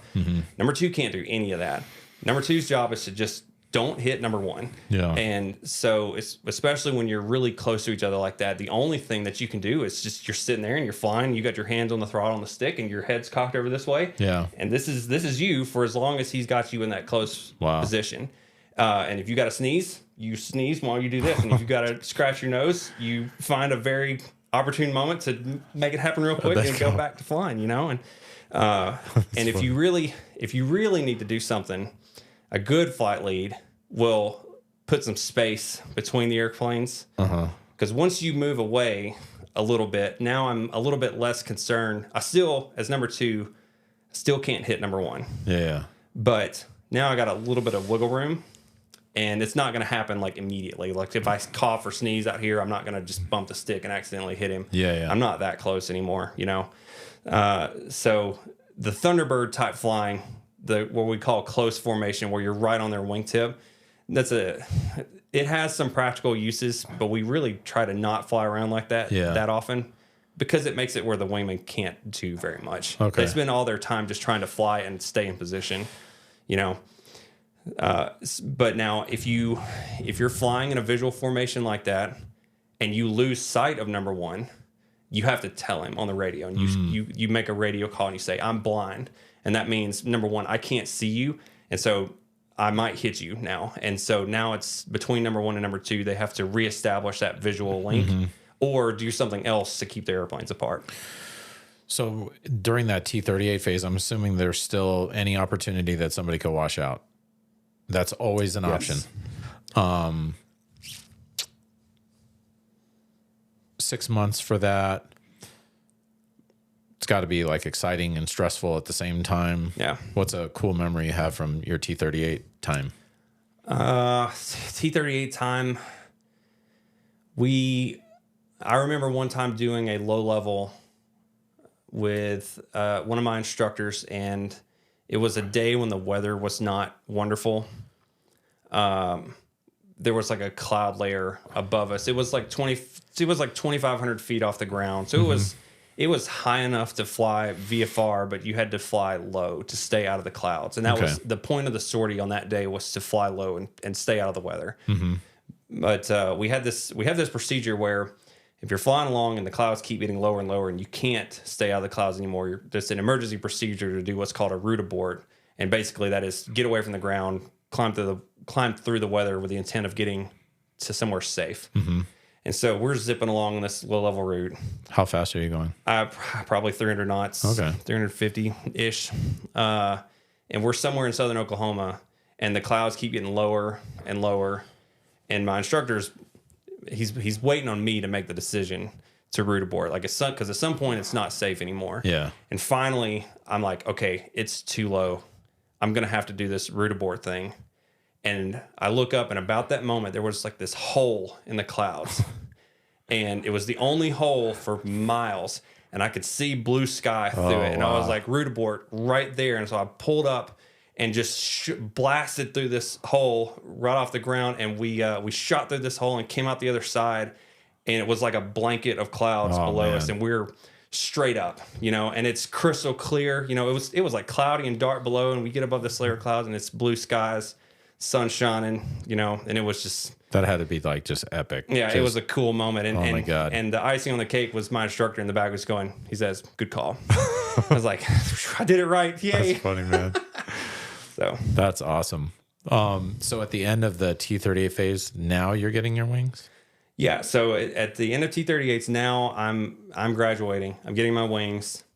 Prior to that, we have drop night, which is when you find out what airplane you're going to fly. Yeah. In your combat squadron.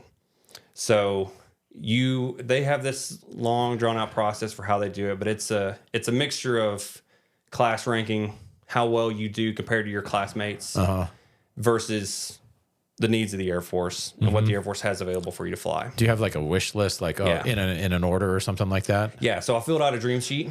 They told us a couple of weeks prior to drop night, they're like, hey, submit your dream sheets. Here's the airplanes that are available to you. No guarantees, no promises. Okay. Okay. And so you fill out your dream sheet. So you rank all the airplanes that are available, and then they rank you, and then they start to make the matchings. So the number one guy in the class, they look at his dream sheet, and they start going on the list. All right, what does he have for number one? Do we have it available? Yes or no? Wow. If they got it, he's in. If they didn't have the number one thing available, they'll go to the next one. So like the top guy in the class, everyone did this when I went through. Everyone put F-22s as number one because it was a 100% guarantee that if you didn't have it as number one, you would not get it. Oh, so okay. It was the way the math worked out, the way the game worked out. You pretty much had to put F-22 number one. So the number one guy in the class, he put F-22 number one. They look at the list, they had an F-22 available. He got it. Number two guy in the class, he also wanted F-22. Well, they just gave it away. So what's the next thing on the list? F-16. So he got the F-16, you know, and that they do that for the whole class all the way down. I remember going back and forth with my wife on like, what do we want to put on the dream sheet? I don't know. You start to figure out when you get into UPT and you're around all the instructors and you meet instructors that have flown all these jets before you, you start to figure out that every airplane in the Air Force inventory has its own community around it. And every community has its own personality. Sure. And so A-10s, we're on the far end of like the bro spectrum. We're back here. We're slow. We're just chill. We're late. You know, I'm not gonna say we're not lazy, but we're the A-10 bubbas. That's what we call ourselves, kind of thing. And on the other end of the spectrum, you had F-15C guys who were just wound up all the time, and they are like the super hyper type A personalities. And there's nothing wrong with that. In fact, you need that for their career, for their mission set, and they kind of breed it into themselves.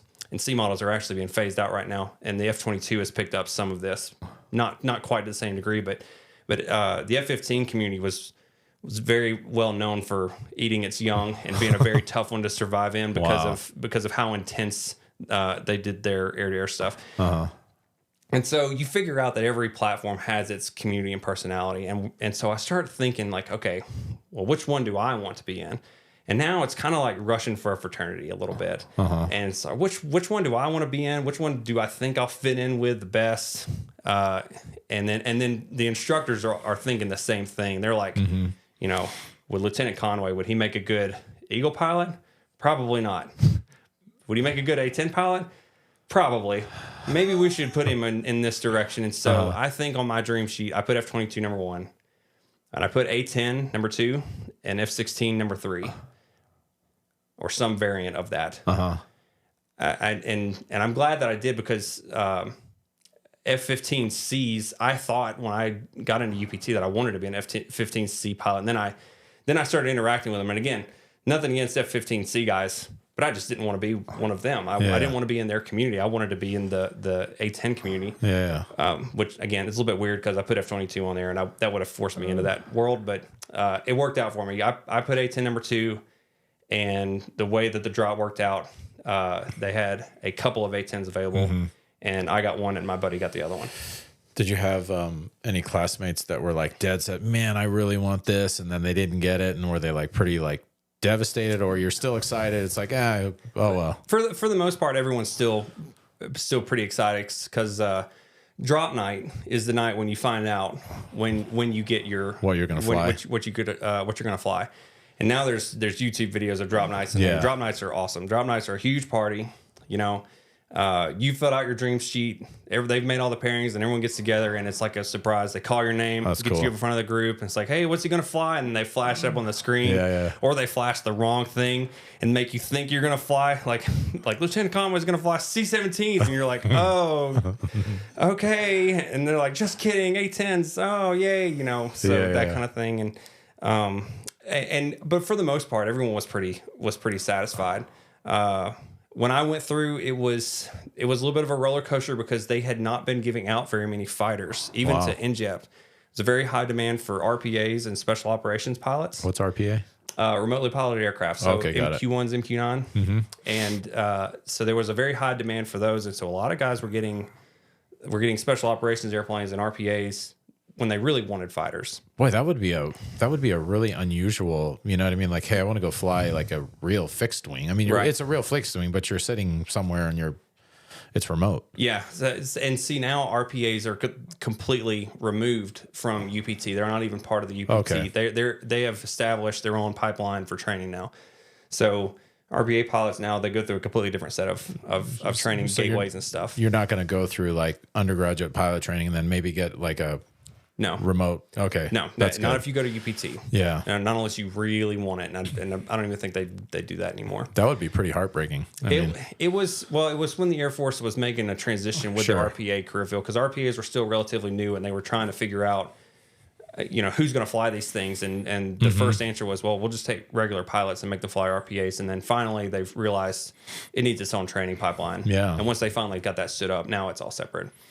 And different guys will put different things in their dream sheets, because we had folks that wanted heavies. And in fact, a lot of guys right now want heavies when they go through pilot training. And there's absolutely nothing wrong with that. The mission sets that those guys do in the cargo planes and the tanker planes they're definitely critical to what we're doing in the Air Force. Yeah. And they get to go some awesome places and see some amazing things. I met several guys who flew in the Kabul airlift in 2021 when we were pulling our troops out of Afghanistan and flying those C-17s full of refugees back, and they said that was one of the most rewarding things they've ever done. Wow. And there are guys that they don't want to go fast and pull G's, and that's fine. Yeah. But they do want to go places and travel and fly big airplanes and haul stuff around. And so, like, whatever you want in your dream sheet, put it on there. But for us, it was fighter centric because it was NJAPT. Yeah. Everybody wanted fighters. But there's certainly nothing wrong with somebody wanting to fly something else or interested in flying a heavy. And there were dudes that were competing for those, Well, I would imagine, a lot of them that are wanting to go that route are wanting to eventually get out and go fly for an airline or something like that. Yeah. So a little bit of a misconception.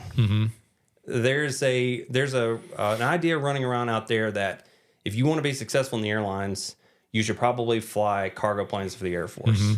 And that's not necessarily true.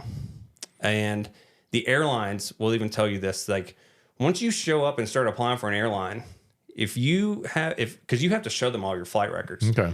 And if they see that you've been flying fighter type aircraft, they're going to take that into account, because they've realized that the guys that fly cargo planes get significantly more flight time than pilots that fly fighters. Interesting. Most fighters, we only fly for like an hour or hour and a half at a time, versus a C-17, every single sortie they make is like 7-8 hours. Wow. So they get significantly more flight time in the heavy community. In the fighter world, you get a different kind of flying experience. Okay. So in the C-17 world, you take off autopilot on, and you fly for 7 or 8 hours. You do an amazing mission. Maybe you drop paratroopers out or airdrop, or fly into an austere field and land and stuff like that. But it's a different experience than, hey, I took off and flew in my own airplane, did my own navigation, flew in formation with somebody else, and we dropped bombs and shot the gun and came back and landed. So it's a different type of flight experience. Yeah. And the airlines recognize that. And so if you show up at an airline with only 1,500 hours versus the C-17 guy that's got 8,000, the airline's going to be like, yeah, okay, well, let's talk about this, because that's not necessarily correlate to we're going to automatically hire the dude with more hours. They will certainly consider fighter pilots, and they will. I mean, I've got countless friends that have gone from flying A-10s into the airline world and no problem getting a job. Cool. Yeah. So you get selected for A-10s? I did. Got selected for A-10s. After UPT was complete, I had to go to survival school, water survival school. So a little bit of ground training there. And then I had to do an extra program. Every fighter pilot, everybody's going to go into a fighter type aircraft, goes to another T-38 flight program called Introduction to Fighter Fundamentals, IFF. So you're still flying the T-38, same T-38, but now instead of it being primary flight training, where we're just taking off, flying around and doing formation stuff and landing, now we're starting to fly it like a fighter jet. Okay. Now we're doing BFM, basic fighter maneuvers, air-to-air dogfight stuff at the most fundamental level. We're doing air-to-ground attack at the most fundamental level, like go to the range and pretend to drop bombs kind of thing off T-38, just to start teaching you the very fundamentals of what we would consider tactical fighter aviation. How long is that lasting for? So that's about a 3-month program. Okay. Yeah. I want to go back real quick because I remember you saying like in the T6. I know that we're going a little ways back, but it just crossed my mind. You have a parachute, right? Yeah. But there's no ejection seat. So like if you No, there is. there is. Yeah. Okay. Do they have like any kind of like, are you going through any kind of like training or anything like that? Like do they have you like go jump out with a parachute, or is it like, hey, if you get out, you know what I mean? Yeah. So yes, you do get parachute training. We get what we call emergency parachute training. When I went through UPT, the first emergency parachute training that I got was pretty in depth. You don't actually get to make a jump underneath the parachute. Okay. But what they did was so again, lots of classroom academics.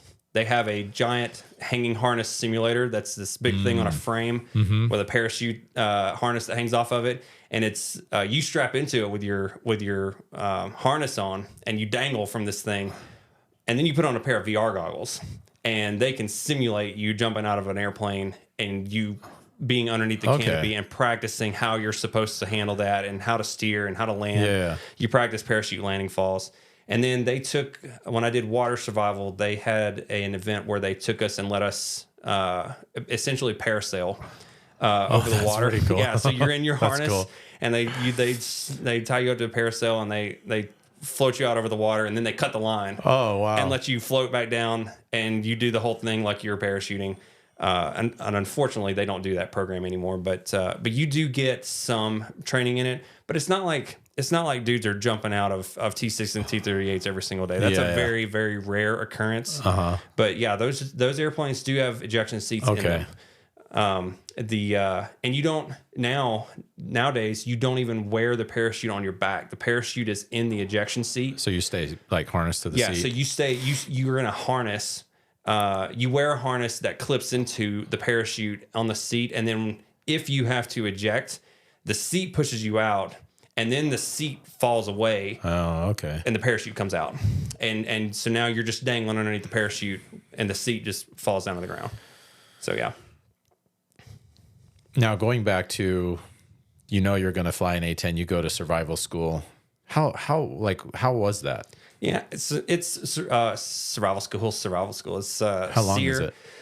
SEER training, survival evasion. Survival evasion, resistance, and escape training. It was a 1-month program up at Fairchild Air Force Base. A couple of weeks of running around the woods, building campfires, and learning how to evade in the woods, and then about a week of what we called conduct after capture type training, which is they put you in a simulated POW camp.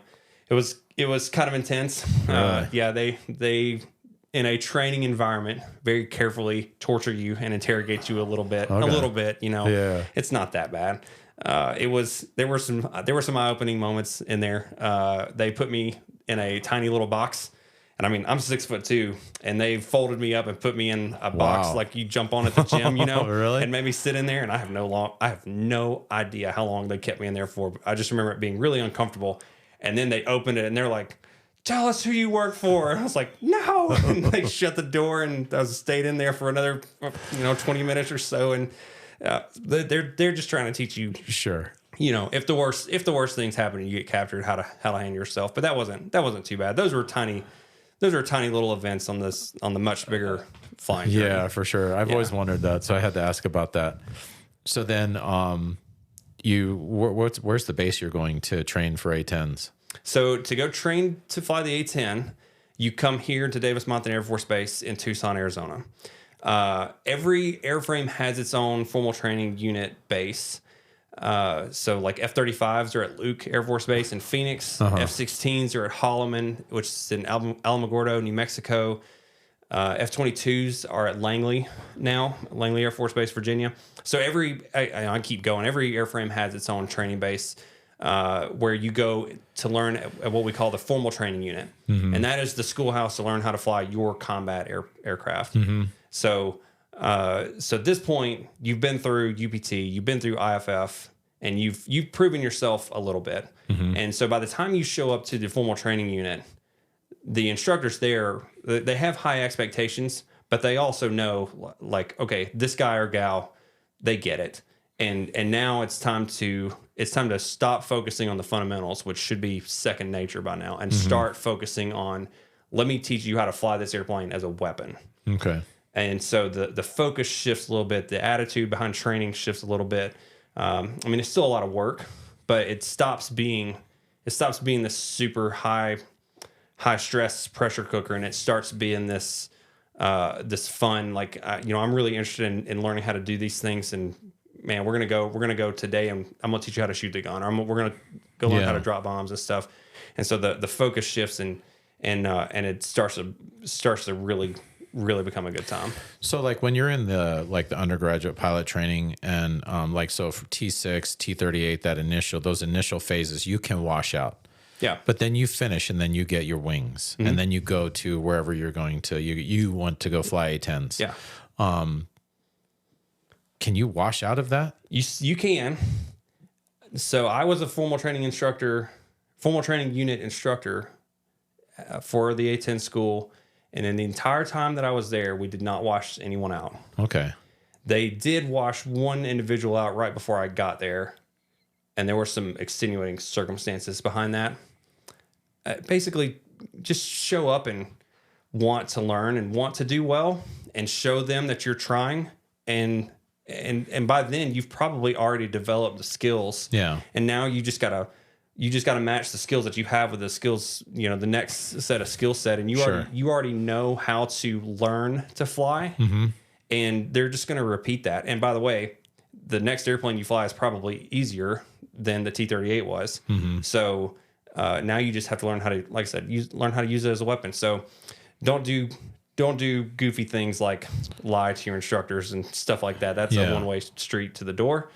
But it is possible to wash out. But by then, it's not a washout program. Yeah, that makes sense. The guys and gals that show up to our formal training unit here, it's like, hey, welcome to the Hog. I need you to be an attack pilot.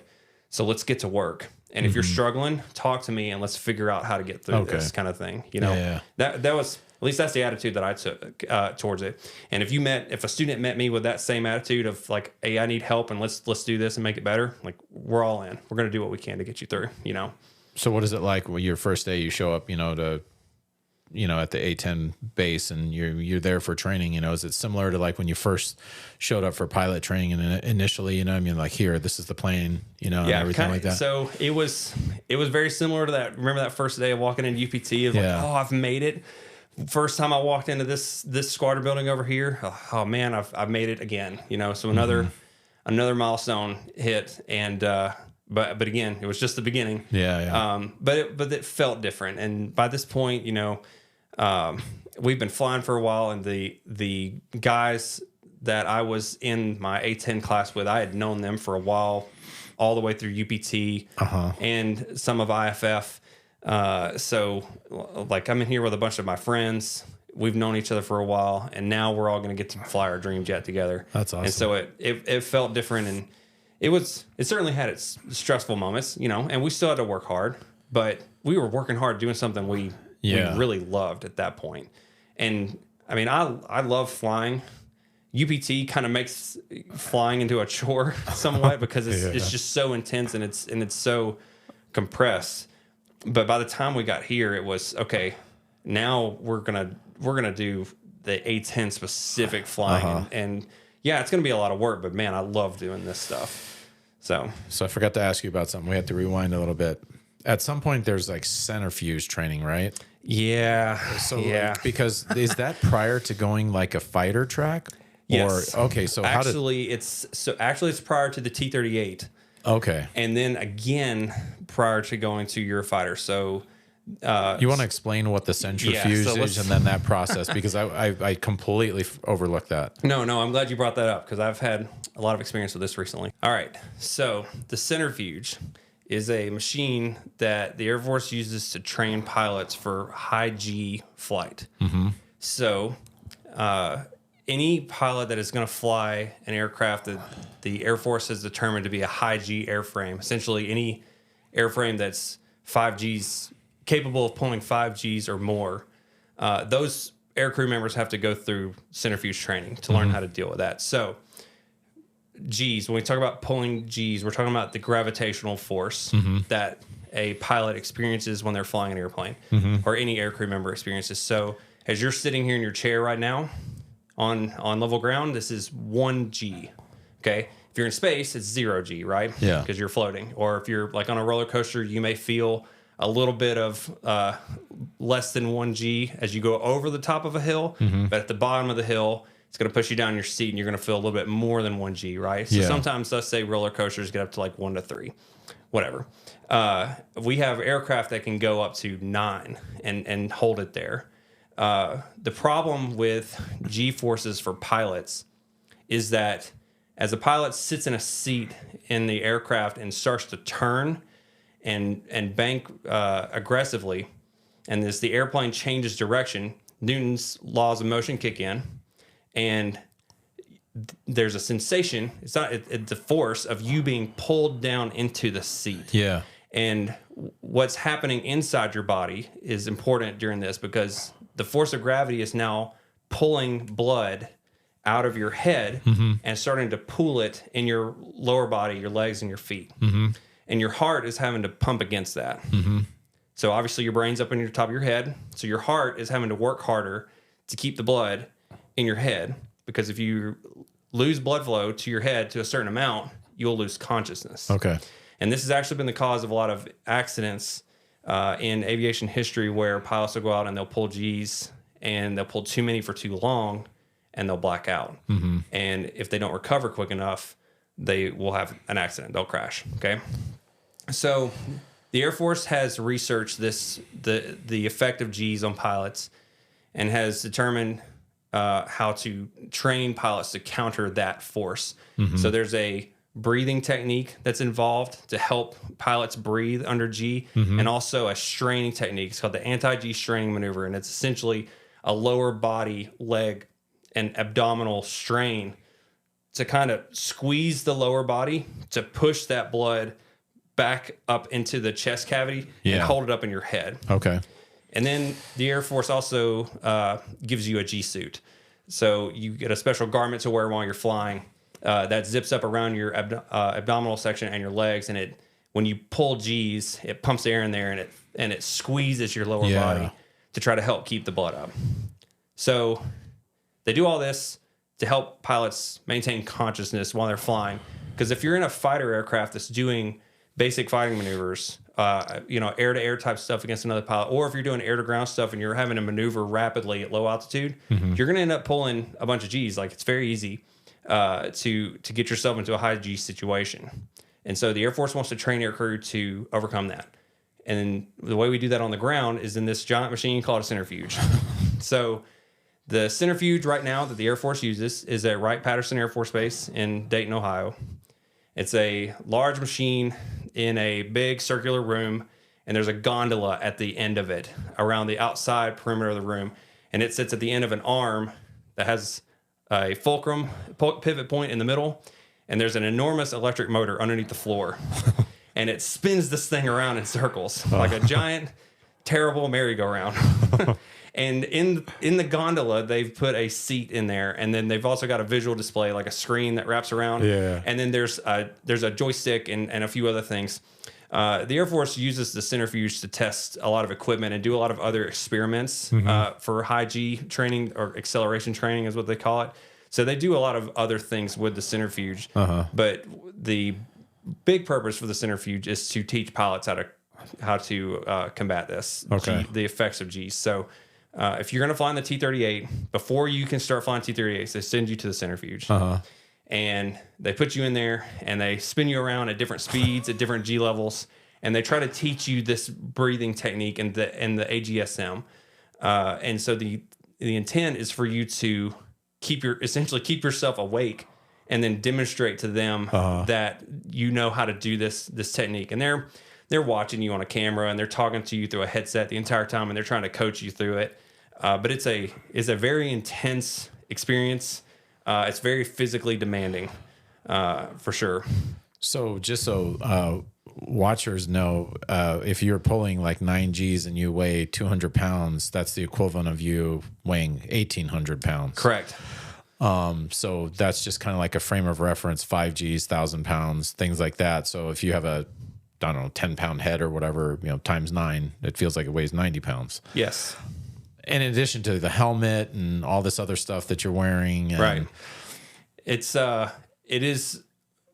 It is an unreal sensation the first time that you get into the higher G realm, the way that it feels. And it's, to do it for just a little bit of time is not a big deal, but to do it for 5 seconds plus, I can only. because again, you're having to keep the blood flowing. And if you, it's about that 5 second mark. Like if you're not doing something about 5 or 7 seconds, you're probably going to go to sleep. So yeah, there's a lot of physiological components to that about what you can do in your body as far as diet and exercise and rest to prepare for it. But then you just got to learn how to do the technique as well. I went to one of those things out in California. I think the plane was called like a Marchetti, and it was like one of those, fighter pilot for a day places and stuff like that. And we flew formation, but then you get to like dogfight with somebody. And I think we pulled like 5 Gs, and it was insane. I was like, man, this is 5? Yeah. And so I did, I had to go back to the centrifuge for some training this past summer, and I did 9 as part of an F-35 type training profile. And it's very intense, very physically demanding. I struggled with it. And I actually G-locked under the G-induced loss of consciousness. So I the first time I did it, I stayed awake, but after that I struggled. And I ended up passing out on one of them. Do you have the video of you like coming back? Or I do, and I've not shown it to anyone. You gotta show me. It's not pleasant. Okay, it was a very high stress event, and yeah, it's the waking up after is surreal because one time. One of those spins that I did, you're sitting there and they're like, all right, it's going to be 9 Gs for 10 seconds. Are you ready? Yeah, I'm ready. And they're like, all right, whenever you're ready, pull back on the stick. And I pulled back on the stick and it hit me. And the next thing I knew, I was waking up. Wow. Yeah. So tall, lean body types like myself are the ones that struggle with it the most. Short, stocky females usually have no problem with it. Just the physiology of how short, stocky female bodies are built is better for pulling G's than tall, lean males like myself. I thought I remember researching like a long time ago, it was like the distance from your brain to your heart, things like that. So that's why like the taller, versus the shorter, it's like that distance is shorter and it's like everything. That's it. The distance between your heart and your brain is what determines the drop in blood pressure that you naturally experience. And then that's what you're having to combat under G's, and it gets amplified under G's. So yeah, there's being physically prepared for it is important. Most individuals don't struggle with it, but some of us do. Yeah. And it's a big reason why I've had to work really hard to stay in shape and lift weights and lots of cardio, the high intensity training, workouts to try to keep myself ready for it. And it's not just about lower body strength. Doing lots of squats and deadlifts helps, but being able to do like interval sprints on a bike is probably just as important, if not more important, to being able to have the cardiovascular power to get through something like that. Because it can be very physically demanding. So what is the standard, like when you're in pilot training, like, hey, you're going to go fly fighters, but you got to pass this first? Like, is it like 7 Gs for 10 seconds? You know what I mean? Like, what is that so that you can go on to the next thing? Right. So it depends on the airframe. So for everyone has to do a 7.5 G profile to get into the T-38. Okay. And that's something like 7.5 Gs for 15 seconds. Long. And they do some other spins on there. There's a 6G for 30 second in there. That one's pretty hard just because it's so long. Yeah. But it's only 7.5 Gs, and so most individuals don't struggle with that. If you get selected to fly the F-35, F-22, or the F-16, you go back to the centrifuge to do a 9G training profile. And the F-22 and F-16 one is actually harder than the F-35. The F-35 is still it still has a 9G spin, but it's just not as long. The aerodynamics of the F-35 don't let it sustain 9Gs like an F-16 or an F-22 will. Interesting. An F-35 will eventually slow down and stop pulling 9Gs. Oh, okay. An F-16 will keep going until it runs out of gas. So because it's a rocket sled with an enormous motor on the back of it, right? Yeah. So those guys have to be able to do F-16 and F-22 pilots 9Gs for 15 seconds, and then they do several other spins on top of it. There's like 9G, 8G, 7G, back to 9G thing with some short breaks in between. So it's pretty intense. The Air Force is pretty good about getting individuals through that training. Okay. Yeah.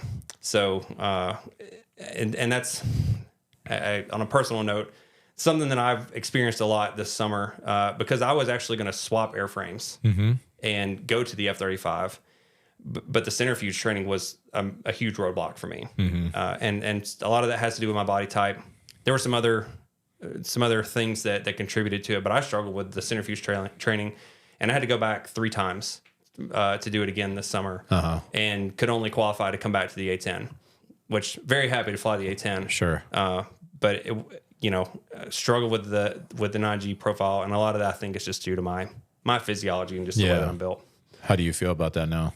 I mean, it was a little bit disappointing to not be able to get into the F-35. Like the F-35 is the new latest and greatest thing the Air Force has. There were some bigger life decisions that were resting on that. I was also trying to get an F-35 assignment in the Air National Guard in Alabama, which is where I'm living at the moment. Yeah, and so that would have allowed me to stay in Alabama for a long time.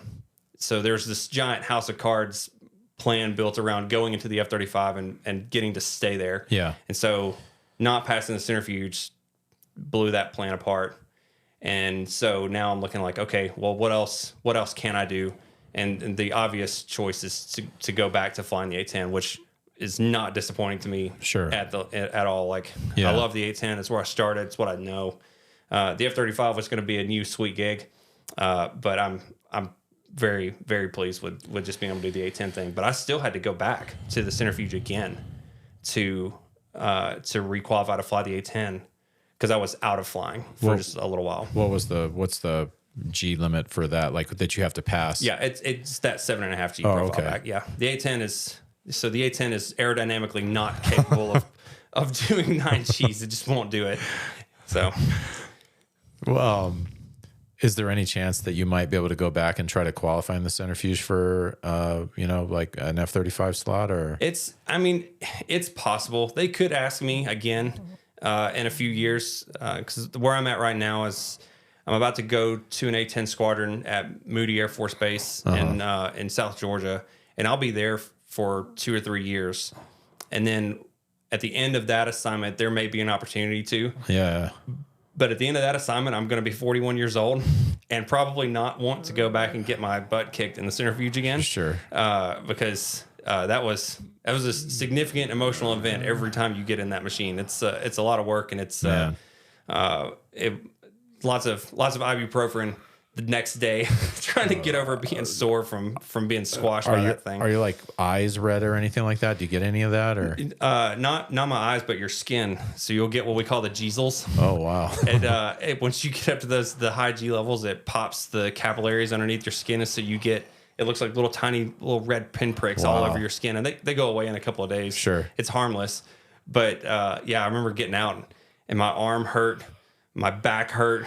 My legs hurt from squeezing so hard. And my lower back was killing me because all of my body weight is essentially going through my hips and my lower back muscles and my backside, right? So, you do the math, 9 times 220. It's a lot. It's a lot, right? And so I was pretty sore. And I probably, the first time I rode the centrifuge was when I was, 24 years old. And young 24-year-old with... the whole world ahead of me and in really, really good shape. And I got in that thing and I still struggled because I was tall and skinny. But, if they offered it to me again, I don't know. We'd have to see how I felt. Yeah, see how the gym stuff had been going. And, but I think I probably would just, thanks, but no thanks. Go do something else. So you're back or you get to where you're going to be training for the A-10. Yeah. How long is that lasting for? So the A-10 schoolhouse is about 7 months ish. And during that time, they teach you how to fly the A-10 first, like just take off, fly around land. It's called transition phase. You transition from the T-38 into the A-10. And that's just fundamental flying skills. And so that feels a lot like UPT a little bit, but it's a lot more reasonable. It's just like, hey, do all the things you did in UPT, like now just do it in the A-10. And the A-10 is a really easy airplane to just take off and fly around and land. Nice. Because of the way that it's built. So the A-10 single seat ground attack fighter, it was built for World War III in Eastern Europe. That never happened. Wow. But when they built it, they intentionally wanted an airplane that was capable of being maneuverable at low altitudes. And they wanted it to be a little bit slower so that the pilots would have time to see what was going on outside and be able to engage targets accurately, which gets more difficult to do as you're going really, really fast. And if you're flying low and slow, it's easier for you to keep track of what's going on the battlefield. It's easier for you to, engage targets as they're moving across the ground. So that's how they built the A-10, and as a result, it has this long, rectangular Hershey bar shaped wing, just like a Cessna does at your local airport. And that kind of wing, it's really stable. It's really easy to fly. It's real smooth. It's got two TF-34 turbofans on the back of it, which are the same engines that are on every regional jetliner, like the little small ones that you fly in and out of small airports with. If it's got the two little jet engines on the back, it's the same ones. And so those are really easy to operate. They're really reliable. So the A-10 turns out to be much, much easier to just fly around than the T-38 was. It's got like a very distinct sound too. Like, yeah, you can just hear it, Yeah, it doesn't have the roar of like an F-16 or an F-35 as you hear it go over there. They make a lot of racket. The A-10 kind of whines as it flies by, That's funny. But that's the TF-34s back there. They're doing their best, So I have this like question that I've always wondered. This is another always wondered question. So, T-38 2-seater, F-16 they have 2-seaters, F-15 2-seater, but like A-10 there's only a single seater. Yep. Like, so when you go fly it, that's your first time ever. So is there like sim time that's leading up to that? Yes. And then so talk about that, and then what it's like to go fly it literally for the first time, because I'm taking off and flying is not really that's not the hard part, is getting it back on the ground. Right. So so like you alluded to, there's lots of simulator time and academic time before your first flight, before you actually hit the flight line. So the simulators that we have are very good at replicating most of the A-10's flight characteristics. And the A-10 simulator also has all the switches and all the gauges and all the dials, just like the regular cockpit does. Okay. So it's a very, very accurate representation of what you're going to do when you start flying. But you're right. There are no 2-seat A-10s. They built one way back in the day. Oh, I didn't even know that. Yeah, there used to be. It was ugly. Like, I can only imagine. Ugly airplane. Like the A-10 is beautiful, but a 2-seat A-10, it's ugly. It had this huge bulge in the back for the back seater, and fortunately they didn't keep that thing around. But the A-10 is not very difficult to fly, like I said, and it's not very difficult to land either. If you get it lined up with the runway and you're on the right speed, and right as you get ready to touch down, you go into the flare, and if you just think about, I'm just going to float down the runway for a little bit, and it just will very easily settle back on the ground. So you do this in a sim a few times, and they put you through the emergency procedures because, again, you are by yourself. Yeah. But then your first flight as an A-10 pilot, like you said, it's solo. Now, there's an instructor in another A-10 that's following you. And when I was an instructor, I got to do this too. You follow the student to the end of the runway, and you line up right next to them. And when they take off, you take off right next to them. And as they get airborne, you basically chase them around and follow them around in the sky. And the entire time that you're flying, you're connected to them with a radio. Oh, wow. And we've got a private radio frequency that just you and I are talking on. And so I'm coaching you through it. I'm trying to give you directions where to go. And at this point, you also know what to do because you've been flying for a little while.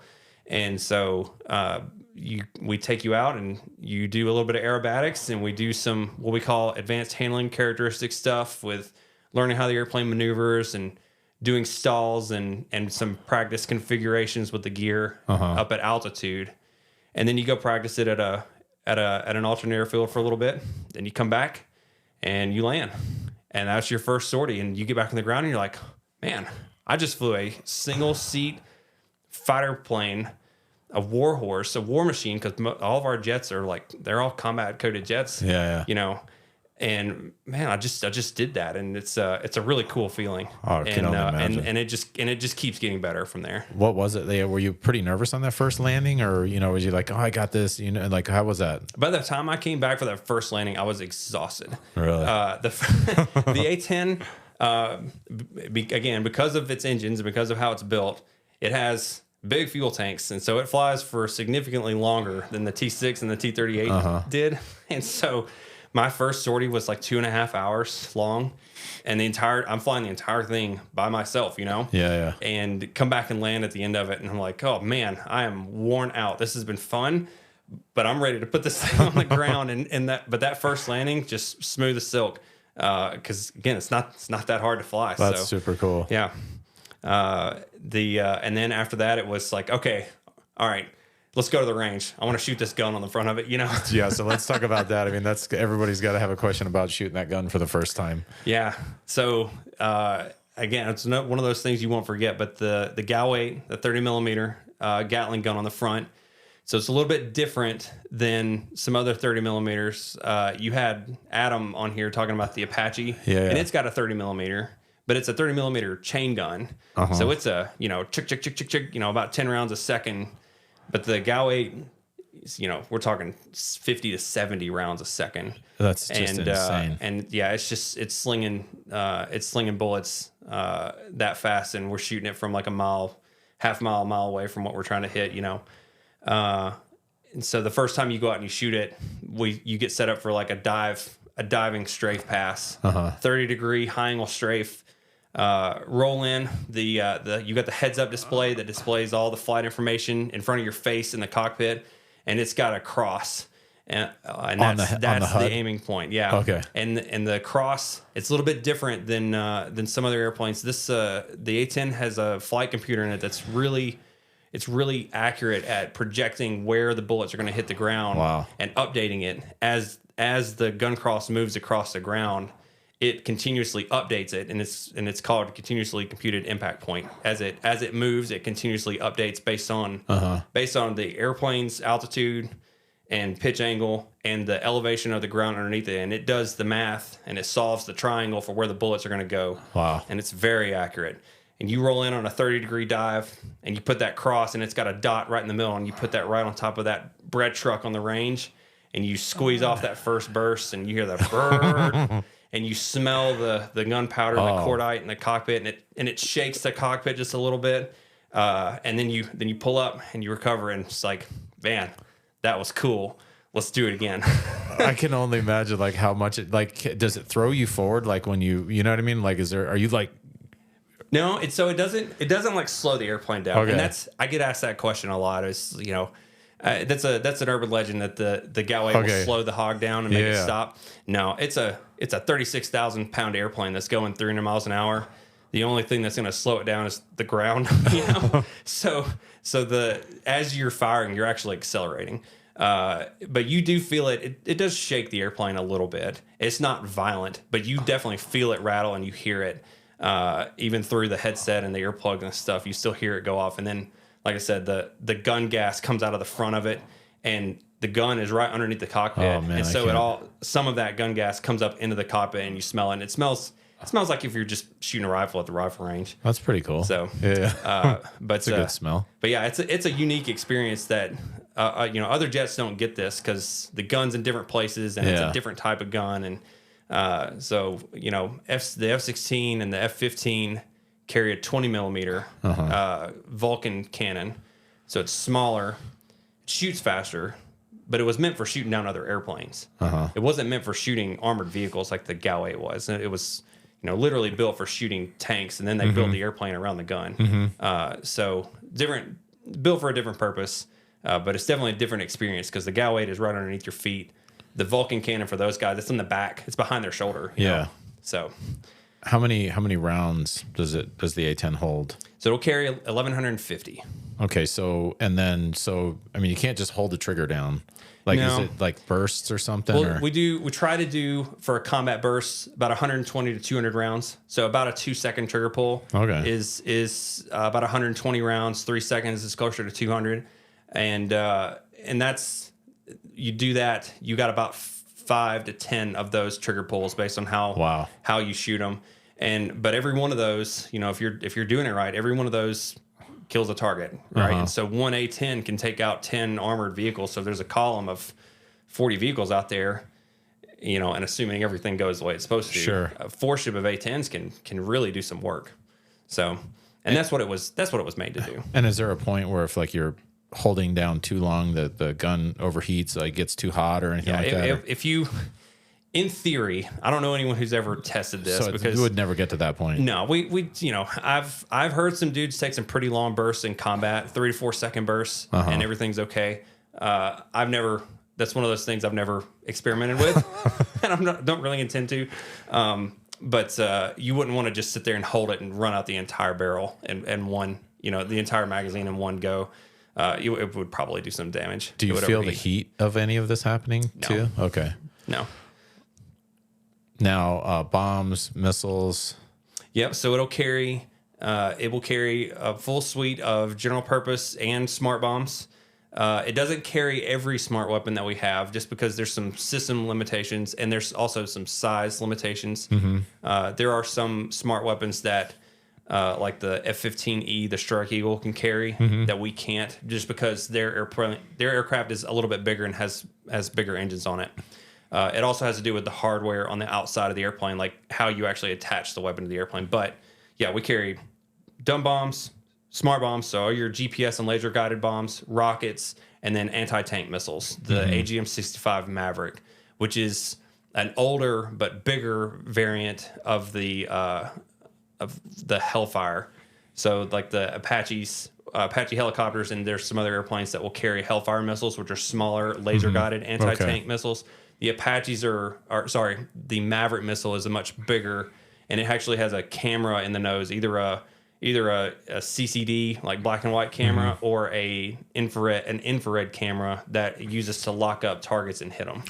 Now, if you're using like a laser guided missile or bomb, like, is it you're having to keep the laser on it, or is somebody else on the ground doing that, or both? It can be either one. Okay. So the A-10 will also carry what we call a targeting pod out on the wing. Oh, okay. And the targeting pod is essentially a big camera sensor suite.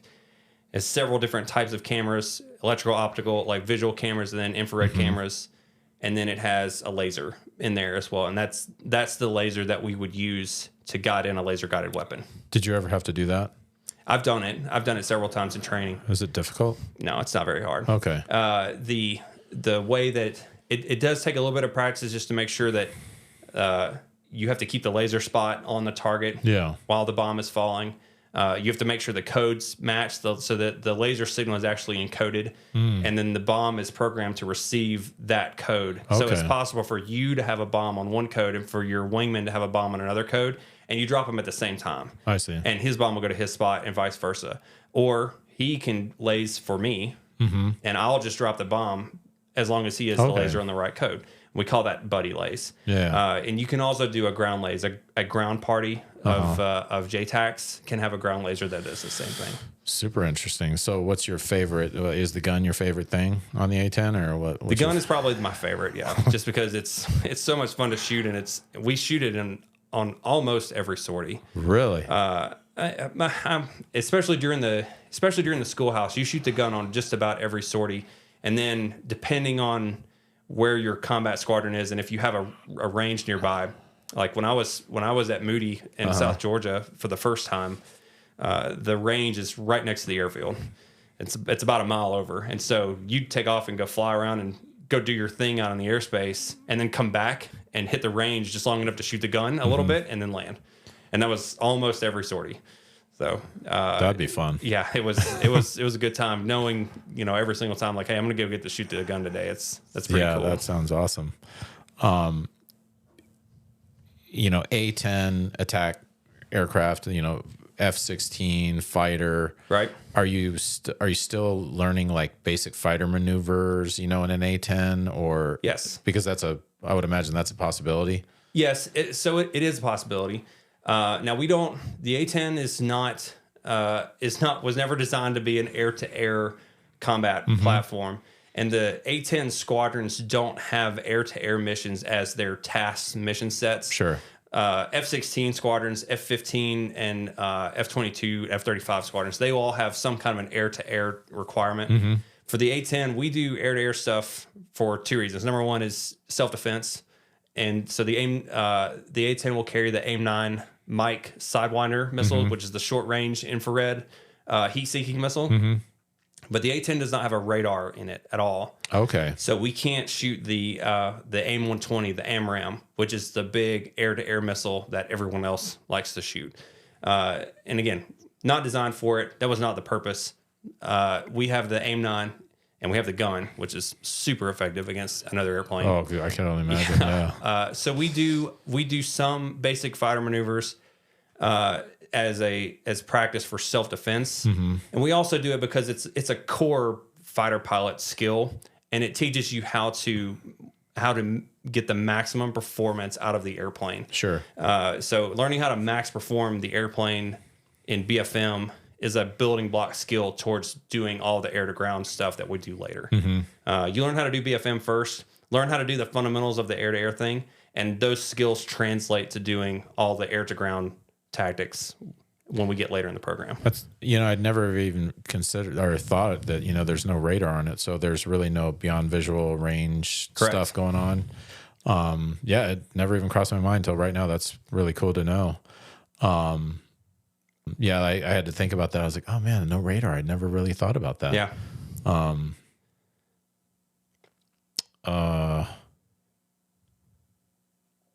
okay. So like like when you're going out and you're shooting the gun, every, flight that you go out on, like what are you shooting at? So you got to go to a designated air-to-ground gunnery range. So in South Arizona, we're very fortunate to have the Barry M. Goldwater Range Complex out near Gila Bend in Ajo, Arizona.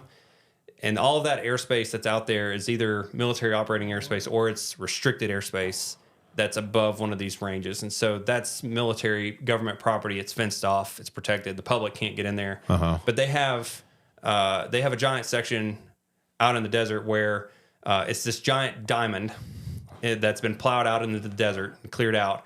And on the corners, each corner of the diamond, like think of a baseball diamond. Yeah. And at home plate, there's a big circle.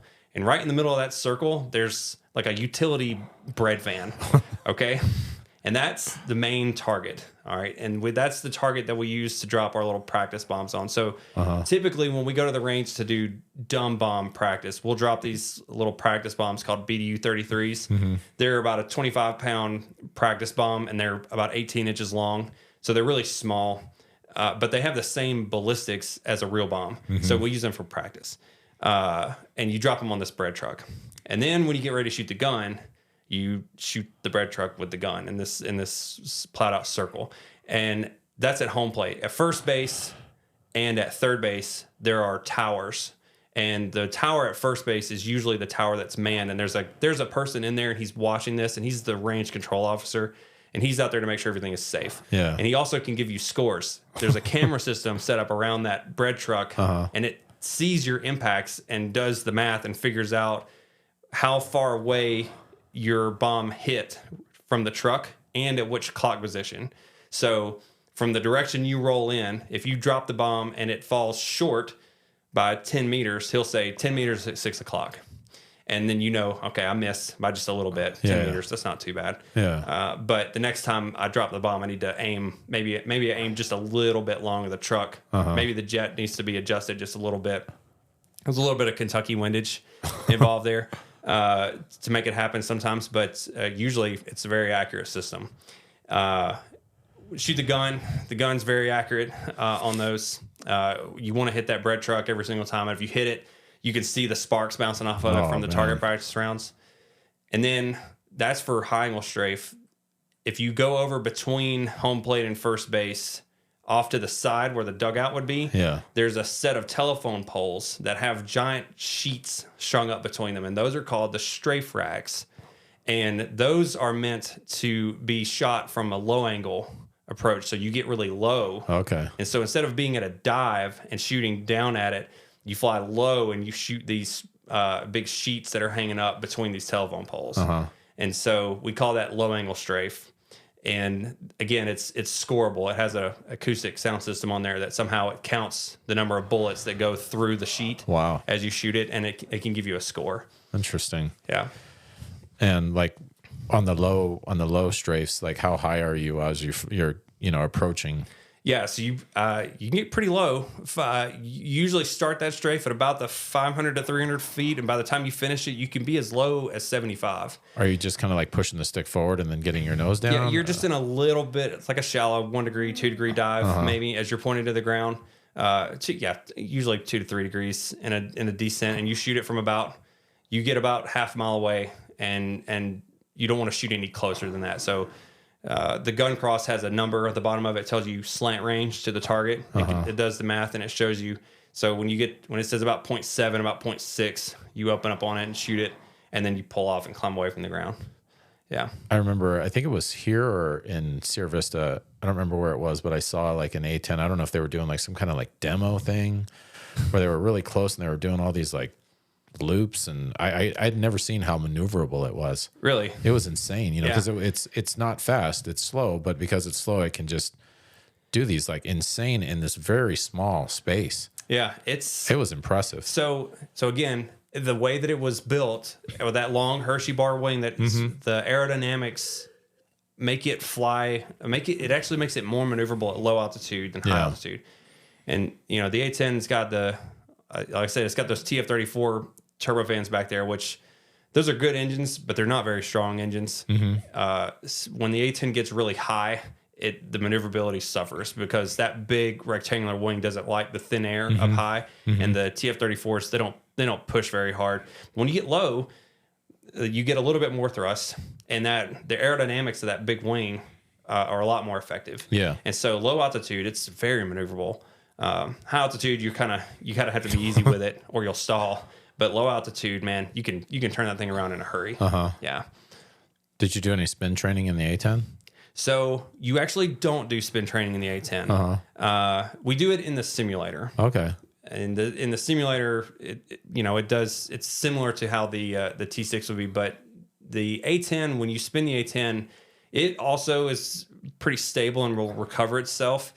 But you also risk damaging the aircraft when you do it, because spins are pretty violent, and those engines, especially back there, don't like being in a spin situation. And so spin training in the A-10 is not normal. It's actually very hard to spin the A-10 because of how stable it is. You got to work really hard just to make it depart controlled flight to begin with. It will do it, but it doesn't want to, and you will probably bend the airframe trying to do that. What's the max G on the A-10? So the maximum it will get to is 7.3. Okay. That's what it's certified to. And like I said, it's because it's underpowered, it struggles to get there. I've only gotten an A-10 above 7 Gs one time. Were you like in a dive and then you were... I was in a really steep dive. I was doing a check flight for one. And as part of the check flight, you put it in a high-speed dive. And I was just goofing around. I was like, I wonder how many Gs I can get this thing up to. And so I'd come out of this dive at like 375 knots and like, let's try it. And I wrapped it up and I got to 7 and tried to hold it there, and it wouldn't hold it. That big square wing, once you get it up to that many Gs, and the aerodynamics like buffeting. Yeah, it starts to buff it, and there's so much drag on it, and it starts to slow down, and it slows down, and then it's like, I can't fly anymore, so no more Gs. So I remember when I did that thing out in California, and those Marquettis, and they were really like aware of the buffet. They were like, oh, don't go, try not to make it buffet. And if you got there, they wanted you to let off. But I remember that feeling. If you get into the buffet in the A-10, because it'll do it, but the engines on the A-10 are mounted back and high. So as you get into a stall on the A-10, the air that flows over the top of the wing that's making the buffet in a stall, is, it's kind of like a boat going through the water and the weight coming off the back. Well, it gets really violent, and then that turbulent, violent stall air goes into the engine, and That's not good. That will make the engine compressor stall Oof. and make it quit. So yeah, we try not to get into the That would buffet be either. really bad. Wow. Yeah. That's interesting. It's all these like little things that you never really consider. Not that I ever needed to, but I like to know these things, you know, like. But this is why Air Force pilot training is the way that it is. The reason that it's so intense and in depth is because they need the pilots to have more than a surface level of understanding about how the airplane works, because the airplane's it's a complicated machine. There's a lot of moving parts. It's very expensive, and the Air Force wants to take care of them. And so it behooves the operators, the pilots, to know a lot about how the airplane works and how the airplane performs, so that we fly it correctly, but also so we don't accidentally fly it incorrectly and put ourselves in a dangerous spot, because the Air Force does not want to lose a pilot in an accident, and they also don't want to lose the airplane, because airplanes are expensive, and we have to take care of what we have. And so that is why Air Force pilot training is so intense about understanding systems and emergency procedures and all those things.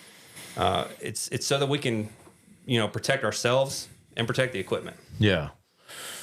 So what does it look like? You know what I mean? Like, so outside looking in, I'm just imagining every day flying. Yeah. You and your buddy, and, you're going out and having a great time, but what is it, what is it in reality? Like I'm flying 2 hours a week and there's all this prep time, like what does a normal day/week look like? Right. So when you get in a combat squadron, every pilot that's in the squadron has an additional duty. So everybody's primary job there is to fly and to employ the airplane. But everyone's got other jobs to do as well. We can talk about those jobs later, but that's like schedulers and weapons officers and some other things. But you get put on the flying schedule. You might fly 2 to 3 times a week, and you get most of the flying that's done in a combat squadron is what we call CT flying, continuation training flying, and it's basically whatever flying you need to do to maintain currency and to gain readiness for whatever deployment you think that you're about to go on. Okay. And so what happens is the squadron commander and the director of operations and the weapons officers, which are like the kind of the top 3 individuals in the squadron, they kind of get together and they look at what the squadron is tasked to do, what missions they were tasked to do, and they look at what potential taskings may come forward, like deployments, or if they have been tasked to a deployment, we'll look at, okay, where are we going to go and what are we going to do, and they'll come up with a training plan. And so you don't just go out and hop in your jet and go buzz around and do whatever you want. You do something that's in accordance with that training plan. Sure. And so a lot of times in A-10 squadrons, what we'll do is we'll have the tactical air control party members, the ground members that are with the Army, will come out and visit us, or we'll go visit them, and we'll train together to do close air support. So close air support is the mission for the A-10. It was what it was designed to do, and it's where we've made all of our money in the A-10 community.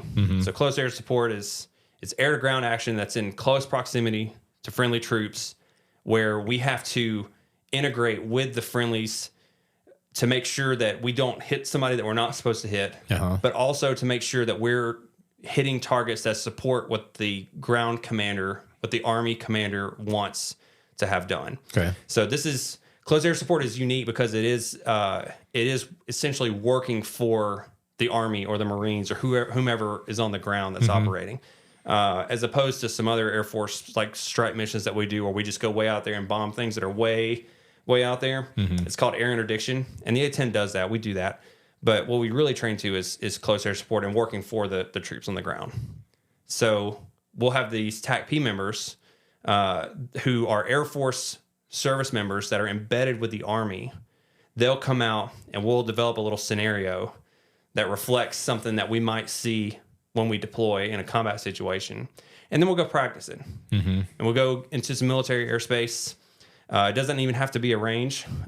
So like Southern Arizona, again, it's covered up with military operating airspace, and that airspace, everything that's between like Tombstone and Sierra Vista over into the Boot Heel in New Mexico is a big military airspace complex out there. And we can't drop or shoot or anything out there, but the TAPPs will run around on the ground and they will find something and say, you see those tractors out in that field? Those are tanks. Call ready 9 line. And then we'll go through the motions and simulate combat training. And we can simulate weapons delivery in the airplane. We have a special switch that we can flip. It doesn't actually arm anything up, but it makes the computer behave like we were shooting the gun or dropping bombs. And so we can go through a pretty robust training scenario with the TAPPs, and we're talking to them on the radio. They're passing us a 9 line. They're telling us where the target is, and we're having to find it and then simulate weapons delivery on things. And it's totally safe. It's a very effective way for us to train and learn how to do these things. I've had TAPPs run around on the ground, and they'll have some TAPPs that'll be in a pickup truck, and they're like the good guys, and then there'll be some other TAPPs in another truck, and they're the bad guys. And it's like, you see that truck going down the road, that's your target. If we want you to strike it, and he's hauling the mail down the highway, and then we have to figure out how to get him. And so that's how we train for sorties, and all of that is done in accordance with a training plan that meets our squadron's requirements to go to war. What would be like a typical week? Like, how many hours are you flying a week? So if each sortie is probably about 2 hours a sortie. Okay. And so you might get like 4 to 6 hours a week, depending on what you're doing. There were times when I was in Korea where, 4 to 5 sorties a week. Wow. Sometimes twice a day, sometimes 3 times a day. Those are long days because you mission plan for an hour or so before the sortie, then you brief for an hour, just you and whoever's in your formation get together. You talk about, okay, what's the mission we're going to do? And you kind of rehearse it a little bit. You talk about how are we going to employ the weapons today? What are going to be our tactics? What formation positions we're going to fly? Hey, if this is our target and it's a column of tanks north to south and we have to roll in from the east, what position are you going to be in? I'm going to be here. You're going to be here. When I do this, you're going to move over, to this next position and shoot, and so on and so forth. So we do a little bit of a rehearsal, and then you go fly. And then when you come back, you debrief, which is just as important. Talk about what we just did. Did we meet our objectives that we said we were going to do during the brief? And if we met them, wonderful. If we did not, let's talk about why and talk about how we can improve and get better. How much prep time per, sortie that you're going out on, and then like how long debrief for, the same? Yeah. So if it's just a regular sortie where we're just going on the airspace or one of these made up scenarios, probably an hour or 2 of prep time ahead of time, and then the brief. That can get into much more detail if we want it to. So as A-10 pilots, we also do a mission called Combat Search and Rescue, which is where we go out and we find individuals who have been shot down behind enemy lines or something like that. Okay. We have to find them, make sure that they're the right person, and then protect them long enough for us to escort helicopters in to pick them up. So mission planning for one of those is like an all-day affair. Okay. That's like an 8-hour planning cell the day before where we meet up 8 a.m. to 4 p.m. and just straight through, just try to plan the entire thing. Go home, get some rest, show up the next morning, and then you actually brief it and fly it.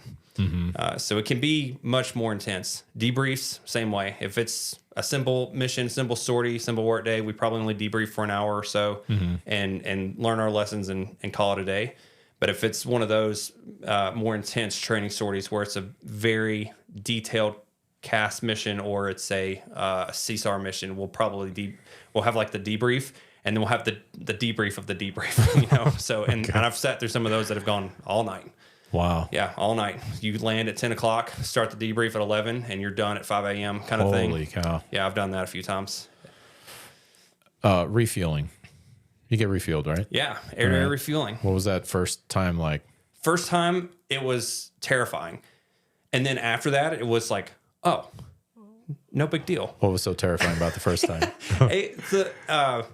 Making physical contact with another airplane while you're flying through the air. So this is a boom coming down. It's Yes. not the thing that's like not dragging. the drogue. Okay. Yeah. So no, the Navy uses the drogue on the parachute, and helicopters use drogue, but Air Force fighters and cargo airplanes usually use the boom. So the KC-135 is our primary air refueling airplane right now, and we've also got the KC-46. And so they're an airliner-sized airplane, right, with giant gas tanks in the back. And then they've got this boom that comes off, and it can lower, up, down, left, right, and then extend, retract. And the A-10 has a refueling receptacle, a door on the front, on the nose, right in front of the cockpit. And so what you do is you fly up aft of the, you fly to the aft position of the tanker. You get below him by about 20 feet or so. And you open the door, and you're talking to the guy in the tanker usually the whole time. And he's giving you a little bit of instruction and telling you where to go. But you get back to one of those formation sight pictures that I was talking about earlier. And we've got pictures in our books in our squadron of like, this is what it looks like when you're in the right position to air-to-air refuel. And so you fly up the KC-135. You put the engines on a very specific spot on the canopy bow. Oh, wow. And there's also these bumps on the top of the KC-135 wing. And if I know that if I can just barely see those bumps and the engines are behind the canopy bow in the right spot, that I'm in exactly the right place. And I just need to stay there. And then it's the boom operator's job to reach out and make the connection happen. I don't chase the boom. I just get into what we call the contact position, and then he sticks me, so to speak. And then what is that like when the boom actually comes down? I'm assuming you feel this. You feel it a little bit. Yeah. You hear it, and there's a clunk clunk, and the light changes color it goes from ready to attached in the cockpit. And your job is just to sit there and hold that position and don't move as best as you can. And you'll move a little bit, like you'll flex a little to the left and right, and the thing moves. But as long as you don't exceed the limits of the boom, it'll stay attached. And you look down, and the fuel gauge is going up instead of going down. I was just wondering about that. That's cool. So it goes up, and you tell them like, hey, I only need, we do fuel in pounds, and it's thousands of pounds. So, hey, I only need 2,000 pounds of fuel, or fill me up, which can be almost 10,000 pounds. Wow. And that takes a little bit of time. Air-to-air refueling when the weather's nice and it's calm, clear day, it's really not a big deal. You get, like I said, you get back in there in position, you just hold that position, he sticks you, and even if the tanker has a turn, the turn is so small, you just hold that visual reference, and if the tanker turns, you just hold the visual reference and turn with it. That's cool. And you just stay in position. Yeah. Now, if the weather's bad and it's bumpy or it's at night, then it gets interesting. And then you're back there like, come on, pump faster. I want off this thing because then it gets hard to stay in position. But yeah, once you air-to-air refuel and once or twice, it's like, no big deal. It's like, let's go to the gas station, park at the pump, do the thing, and keep going. It's not cosmic anymore. So. Is it it's the boom operator? Does he just pull it off and then it just backs up and then you just go another way? It has a mechanical connection on the tip, and whenever he's got a pressure gauge, and when my jet's tanks are full, it senses the change in the pressure, and it automatically pops that mechanical latch off. Let's go, and then I just drop it. He pulls the boom up, I drop aft a little bit, and I just slide over to the wing, and I fly off of the wing of the tanker, and here comes the next dude, and the next dude goes. That's and pretty so on cool. and so forth. If things get crazy, he can hit an emergency retract button, and it'll snap the boom back out, out of the way. Because we have run airplanes together before doing air-to-air refueling, but for the most part, it's really safe, and like I said, it's when the conditions are right, it's not a big deal. Have you had any significant like emergency situations? You know what I mean, like in any of your training or afterwards? Yeah, I've had some pretty minor stuff happen to me. I haven't lost an engine, but I have flown an A-10 on one engine because we occasionally test them that way. You take them up on a check flight. It's a maintenance check flight, and you shut one engine down and then make sure that it restarts airborne the way that it's supposed to. But mostly, to me personally, it's been a lot of minor stuff. I did have an incident with a student one time who did not realize that he had lost an engine. Oh, wow. And this actually happened at Davis-Monthan Air Force Base, not far from where we're sitting right now, as a matter of fact, because he was getting ready to land and he had his speed brakes open. So big drag devices on the end of the wing to slow the airplane down. speed brakes open, gear down, flaps down, but he didn't realize that one of his engines had compressor stalled and was no longer making thrust for him. And he was going to try to turn around and land, but he keeps getting lower and slower and lower and slower. And he doesn't realize the problem that he has. And he's still got those speed brakes out, which are making it worse. Yeah. So I'm chasing him. I'm yelling at him on the radio. I was like, dude, put your speed brakes in or you're going to roll over and crash. Wow. And so he pops them in and kind of gains some airspeed, but he's really low over a neighborhood and trying to make this turn to get back to the runway. And he lands it. And as he lands, that engine that compressor stalled is glowing orange because it's hot. Wow. And it's way overheated. It doesn't have air moving through it, but it's still burning gas in there. And it's way overheated. And he lands, and I've got like no gas left myself, and it's starting to get dark. And so I go around, and I can't land on this runway anymore because he's on it. And so I diverted myself over to Tucson International and had to land over there. Wow. And in the dark. So I just called him on the radio and I was like, guys, I'm landing. Do not ask questions. That's funny. And I was like, I got to land right now before I run out of gas. But we did it. It was fine. How did you know that he had stalled one of the engines? Was it the sink rate or like was it No, I did not know it at the time. Mm-hmm. He said to me on the radio, hold on. I was actually about to land first. He was behind me, and we were doing an overhead pattern to land. Mm-hmm. And I was almost on the ground. I'm like over the end of the runway, and he comes on the radio and he was talking to the air traffic control tower, and he says, "Hey, tower, I've got an engine problem. So I'm not going to land right now. I'm going to extend my pattern and then come back and make a straight in." And as soon as he said that, I pushed the power up and pulled the gear up and went around. Because he was also one of my students. So it's kind of my job to make sure that he's taking care of things. For sure. So so I did not know the exact nature of the problem that he had at the moment. He just said, "I've got some kind of an engine issue." And when I got back up on his wing to chase him, that's when I realized, oh man, we're really slow and we're getting slower and we're getting lower. And then I look up at him and he's still got those speed brakes out. And it's like, all right, man, speed brakes, close the speed brakes now, or you're going to have much, much bigger problems. Yeah. And we didn't realize what had actually happened until we got back on the ground. But again, that's back to all that training and all that prep ahead of time where we talk about, hey, here's the emergency procedures. Here's how to recognize what's going on in your airplane and stuff. So that was probably one of the more challenging ones, and it didn't even happen to me. It happened to a student, and I was trying to figure out what's happening in his airplane, you know? So yeah, that was I definitely earned my paycheck that day. Did you ever go overseas? Did you deploy? So I have deployed once. I'm a little bit unique for my rank, and the time that I've been in the A-10 is I never made it to CENTCOM, Iraq, Afghanistan, Syria. I was in an assignment where I should have gone over there, and then by luck and timing, bad luck and timing, I missed my opportunity to deploy. Really? Because the Air Force was going to put me in one unit that was about to deploy, and instead they put me in the other squadron, which was coming back from a deployment. So they got their reasons why. They had to put new pilots into different places. Yeah. I volunteered to go on this deployment, and then they moved me over to another unit.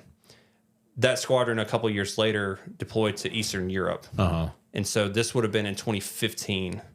And so it was a year or so after Russia invaded Crimea. And NATO and the United States were trying to figure out how can we improve the presence of the U.S. military in Europe. Yeah. And so they started deploying A-10s to Europe as what we call a theater security package. It's essentially just a show of force type thing of, hey, there's more U.S. military in the region. Yeah. And it's meant to be a deterrent thing. And so we were deterring the Russians, like, hey, don't take any more steps because we're moving more military stuff into the region. So I deployed to Eastern Europe, and we bounced around Eastern Europe all over the place. And I got to see a lot of Eastern Europe, places I would have never gone. Yeah. But were fascinating, beautiful places that I didn't even know existed over there on a map. And these tiny little Baltic countries. And if you ever want to make a great European vacation, go to Estonia and Latvia. Okay. Yeah, beautiful places up there. So I got to do that for a few months. And then I came home from that deployment, packed the family up, and then we moved to South Korea. And we lived in South Korea for 2 years. And over there, that's not a deployment, but it is we call it a deployed in place type location, because it was definitely a combat base, and we were combat coded in case a conflict were to begin over there. And that was 2016 to 2017, 2018, which was an interesting time to be over there, because that's when North Korea was testing a lot of weapons. Oh yeah. And there was a lot of the fire and fury talk going back and forth. And so things got tense while we were there. But fortunately, nothing ever came of it. You sent me some pictures of like various A-10 pictures and things like that. So let's talk about those. Sure. And, all right, when we do this, make sure that microphone is still like, so when you talk, make sure that it's kind of a little bit more out front. Kind of pull it. Yeah, there you go. All right. Yeah. All right, so we have one up on the screen right now. It's a really cool picture. Yes. Let's hear about that. So this jet, this is an A-10 that belongs to the 74th Fighter Squadron at Moody Air Force Base in Georgia. So a little bit of history here. The 74th Fighter Squadron and the 75th Fighter Squadron are derivatives from the first American volunteer group of Claire Chennault's Flying Tigers from World War II. So if you've ever heard the story of Claire Chennault and the Flying Tigers, it's American pilots who were not military, but they were flying P-40s in China, Burma, India theater of World War II. They were known as the Flying Tigers by the locals, and they painted the shark's mouth on the front of their P-40s. Oh, yeah. And so there's all these old pictures of P-40 Warhawk fighters with the teeth on the front. And our squadron is a derivative of that. And it is literally the same squadron. So the first American volunteer group of Claire Chennault's Flying Tigers was absorbed by the U.S. Army Air Corps and became the 74th and 75th Fighter Squadrons. And the 74th and 75th have existed since then in some capacity or another with different airframes and have flown different jets and have been at different bases. But now they are at Moody Air Force Base, and they're currently A-10 squadrons. Nice. So that's why the jet's got the teeth on the front. That on the left side, what we're looking at left side, like right above the wheel, like how that cone on the front there is dark. What is that? Yeah, so that's a trick. You remember how I said that the A-10 does not have a radar in it? Yeah. All right. So when they were developing the A-10, they knew that it wasn't going to have a radar in it. If you put an old mechanically scanned radar in a jet, they would usually cover the radome in black paint like that. Okay. So the original models of the F-16, because the A-10 and the F-16 were developed at about the same time. The original versions of the F-16, when they started putting radars in them, it was literally a radar dish underneath the cone that mechanically moved back and forth. Okay. But if you try to put this in the A-10, you got a couple of problems. Number one, there's no more room in the nose between the air refueling door that's between the eyeballs and the gun. There's no room for a radar in there. And so, and number two, the A-10 doesn't really need it. So they said, hey, let's play a trick on the Russians. And let's paint that gear nacelle over there, to look like it's a radar. So that was the trick to make the Russians think that there's a radar in there. There's nothing in there. Okay. It's empty. The other one on the other side is also empty. It has a fuel control panel in there, and that's actually where you put gas in the jet. You fold that cone down, and there's a single point refueling receptacle, and that's where you connect it to the fuel truck and gas it up. But yeah, no radar, just a trick of the eyes. There's another trick of the eyes on the bottom, underneath the canopy is a big black oval, and it makes it look like the canopy on the top. So if you're looking at the A-10 from a distance and it's rolled up on its side, you don't know if you're looking at the top or the bottom. Okay. It looks the same. So they did a few tricks like this to try to confuse the Russians. And the original A-10s were all painted dark green because they thought it would be better because the A-10 was going to fly really low and they wanted to be camouflaged against the trees. We've since changed our tactics, and now we do most of our work at medium and higher altitudes, and so they're all gray to blend in with the sky. Okay. To make it harder for somebody on the ground to see us. Yeah, that's a cool picture. I love that one. Oh, what are we looking at here? All right, so this is a T6. This is a T6 Texan 2. single engine turboprop primary trainer for the Air Force. The Navy uses these as well. Theirs are orange and white. Ours are blue and white.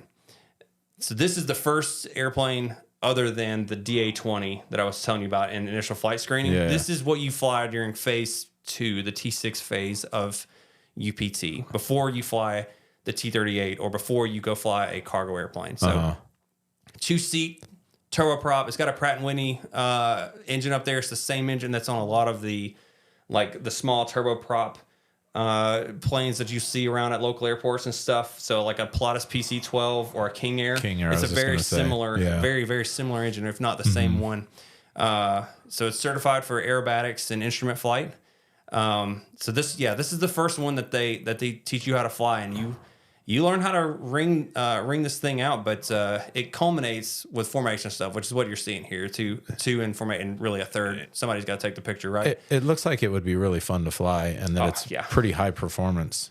It is. It is a relatively high performance airplane for what it is, and it's not an expensive airplane for the Air Force to operate either. It's relatively cheap. So it's cheap, relatively reliable. Some restrictions apply. I think they've had some problem with some landing gear stuff in the last few years, but it's reliable, and it's a good learning platform for pilots to start on before they move into a much more complicated aircraft. This one is relatively simple, even though it's big and it's got a turboprop on it. It's still a pretty simple machine. And this is a student in the front? Usually a student in the front and an instructor in the back. Occasionally we flip that around, especially when we're doing instrument training. You put the student in the back seat so that the instructor can supervise everything and see and clear the airspace out in front. And then the student sits in the back and puts this god-awful canvas hood over the top of you, and it's like, so now you're in the dark and like all you can see is the instrument panel in front of you, and so you're trying to learn how to fly on just the instruments without looking outside. Yeah, that's a really cool. It's a super cool airplane. Did you ever puke? Man, I almost, on my first couple of sorties, I struggled with air sickness. I bet, man. And I'll still struggle with it from time to time if I don't fly for a long time. I was just going to say, like, do you build kind of like a tolerance? Like, you kind of get used to it, you know? do. And then if you're away from it, then you're like, oh, man, like, this is getting me again. Yeah, you do build up a tolerance to it. But there's been some times in the A-10, especially at night, under night vision goggles, because night vision goggles restrict your vision directly in front of you. Yeah. All you can see is this little soda straw right in front of you, and it's really disorienting, and that can make me air sick. If we're doing a lot of turning and a lot of diving maneuvers while wearing the goggles, it'll make me queasy. You start to get that sense of like you're going a different way or something like that, like that vertigo sensation. Yeah, you'll get a little bit of the vertigo. And then what are we looking at here? So this is a T-38, so 2-seat. Twin engine, supersonic jet trainer. So this is the one I said likes to go really fast. I actually did get to fly a T-38 supersonic one time. That would be cool. One time. Very cool. It was a little bit anticlimactic because I was in the clouds, but it was still cool. So when you break the sound barrier, do you hear anything? I know because on the ground you hear the sonic boom, but do you notice anything? So I have to pick on my mother-in-law a little bit. My mother-in-law is a little bit gullible, but she asked me, she's like, Keith, what was it like when you went supersonic? And I was like, you won't believe it, because once you go faster than sound, you can't hear anything. You just go through the sound barrier and everything's super quiet. She's like, really? And it's like, no, sorry, it's not quite that cool. Yeah. But that's pretty funny. When you go through the sound barrier, the needles jump on all the instruments because you go through the shockwave the first time. Yeah. And so the airflow over the jet changes in it. So it makes the needles bounce around a little bit. And then once you're supersonic, it handles differently. The T-38 actually gets really sluggish when it's supersonic because the airflow over the flight controls changes and it feels different. Wow. And so it doesn't really want to turn a lot. And if you do start to turn a lot, it'll slow down because if you turn while it's supersonic, it'll put extra drag on it, and it will slow it down and take you out of supersonic and put you back into subsonic, and then the flight controls get really sensitive again, and so you can actually damage the aircraft if you're not careful. But going supersonic, just go straight. I think we went up to like 40,000 feet, and then just poured the coal on, and we're in a shallow dive, and went through the sound barrier for about, I don't know, a couple of minutes. Wow. Just to goof off with it and do some like really easy turning with it just to see what it feels like. That's pretty cool. And then we were out of gas. I was gonna just ask, like, how long does that last for? Because Yeah, not long, because you have to be an afterburner the entire time to keep it supersonic. yeah, Yeah. that's super cool. All right, so yeah, these next 3 pictures are all I took them all on the same flight. So you remember I said I got to deploy, and we flew our jets to Europe. So when we take fighter aircraft overseas, I think some people imagine that we just put them in a box and ship them over there, or put them on a cargo plane. No, we fly them. So I flew from South Georgia to Europe, Eastern Europe, and the Baltic states. So I've flown across the Atlantic, and then I got to fly from Japan, South Korea, Japan to Alaska for an exercise. Oh, that sounds like. So I've flown over the Atlantic and the Pacific. This picture was taken during that Pacific flight. My parents had sent me an Alaska magazine because they had just been up there on a vacation, and so they're like, "Hey, if you're gonna go to Alaska, you need to read this." So I took it with me and I took a selfie. We're somewhere out over the Pacific Ocean off the coast of Russia. And we had been trying to make this flight for weeks. And every time we would take off, something would happen. The weather would change or get bad, or a volcano in Alaska would erupt. And when that volcano erupts and it puts up an ash cloud, you cannot fly through that. Yeah. An ash cloud will destroy jet engines. So we just have to turn around and go back.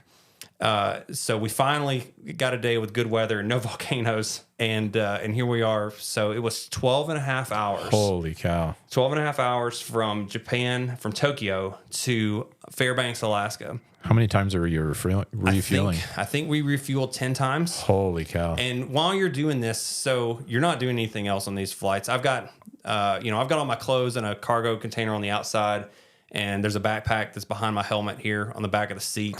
And you're in a big formation with 5 of your buddies and a tanker, and you're following that tanker across the ocean. And we've done all this work ahead of time and pre-calculated all the fuel requirements needed. And there's external fuel tanks on the jet right now too, to give us extra fuel space. So that if something happens to the tanker, we can still make it to a divert field. And we've calculated all this stuff out because we're not going to divert to Russia. We either have to go back to Japan or we have to go forward to Alaska. And there's a spot out there in the middle where the fuel situation gets really tight. Ooh, that's crazy. Yeah, so you hit the boom. Everyone goes across the boom to top off, and then a few minutes later you do it again to keep everything topped off, just in case something happens. You've got plenty of gas to make it to the next field. But at some point on this flight, we finally get over Alaska, and we're finally done with air refueling. Oh, but wow. here's a shot of us refueling. That's cool. So there's another airplane. This is taken from my jet. There's one behind me, and then here's 4 of my buddies and one on the boom right here. And again, this is somewhere out over the Pacific with a KC-135. It's weird because I never really thought about it. Like, you want the tanker there with you, so you're just all flying together. Yep. And now, as this is happening, are you guys just chit chatting on the radio? Are you being quiet? Like, what's going on? A little bit of both. So there's some quiet periods, and then it gets quiet for a little while, and somebody comes on the radio. It's like, all right, who's got a joke? Who's got a story? And or you play trivia with the tanker guys. Oh, okay. Which is not fair because they have an internet connection and you don't.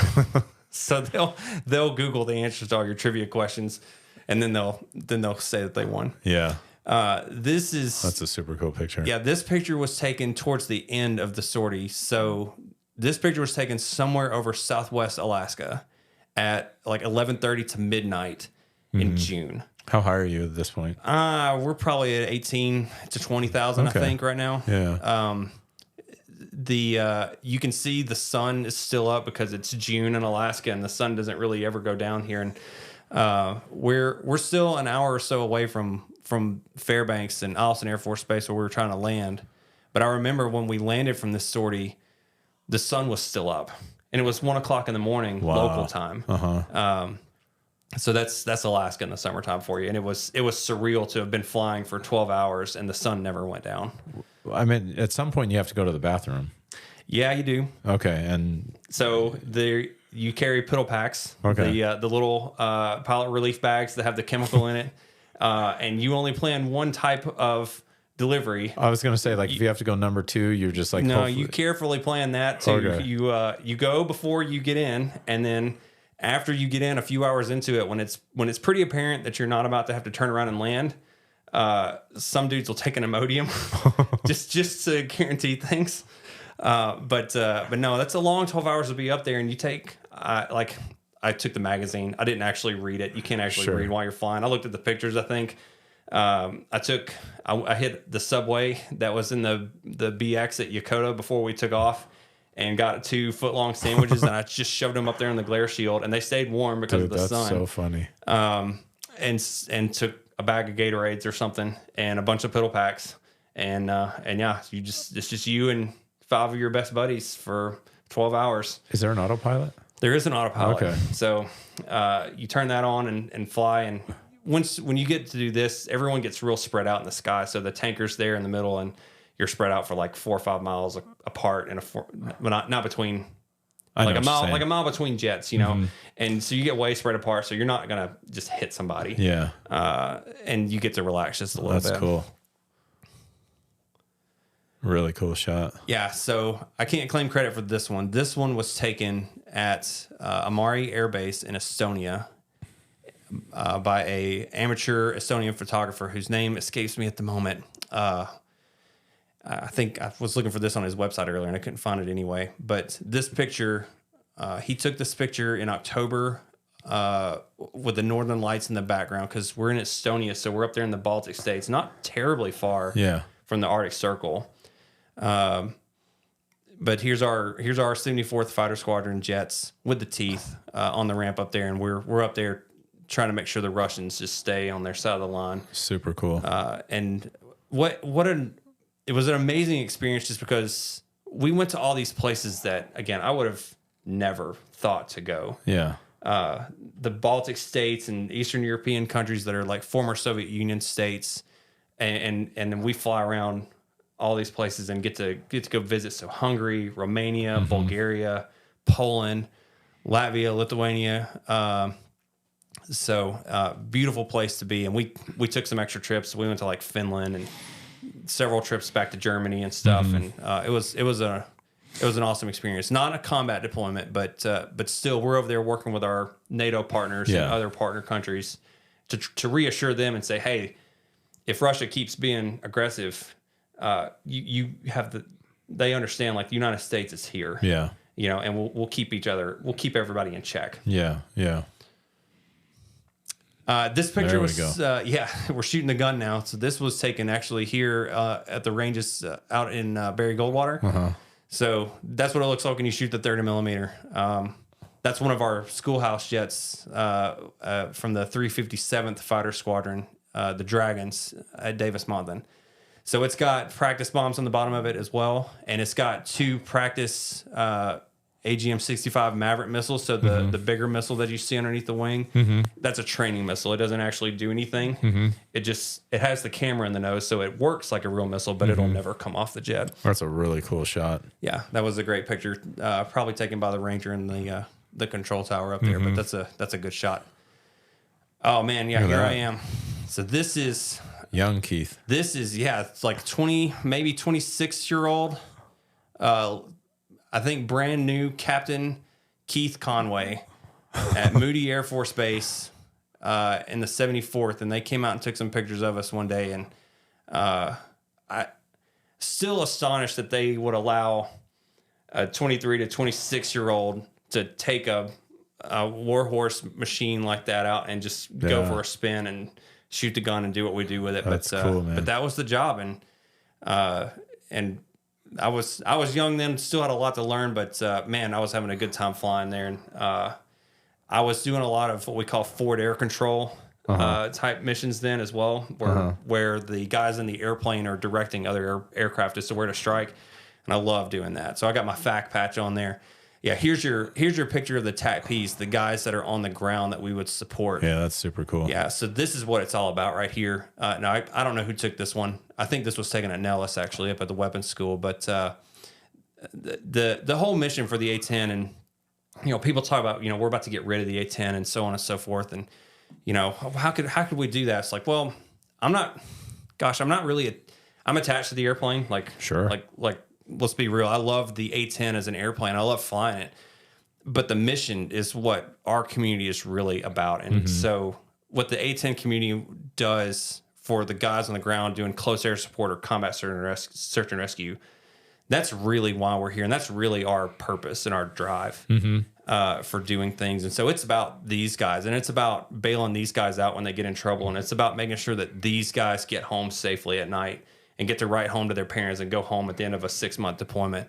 That's the whole reason we're there. And, other communities do close air support, but other communities don't focus on it and live it and breathe it like the A-10 community does. So if we lose the airplane, I mean, I think we lose a very capable airplane if we lose the airplane, but more than that, we lose a community of operators whose focus is on supporting ground troops. Well, how does let's say the Navy, special operations, and then like Army, all of their troops, like Marines, like how do they feel about the A-10 possibly being gone? Yeah, so, I mean, it's pretty predictable from them. They all love the A-10, and sure, they don't want the A-10 to go away, and understandably so.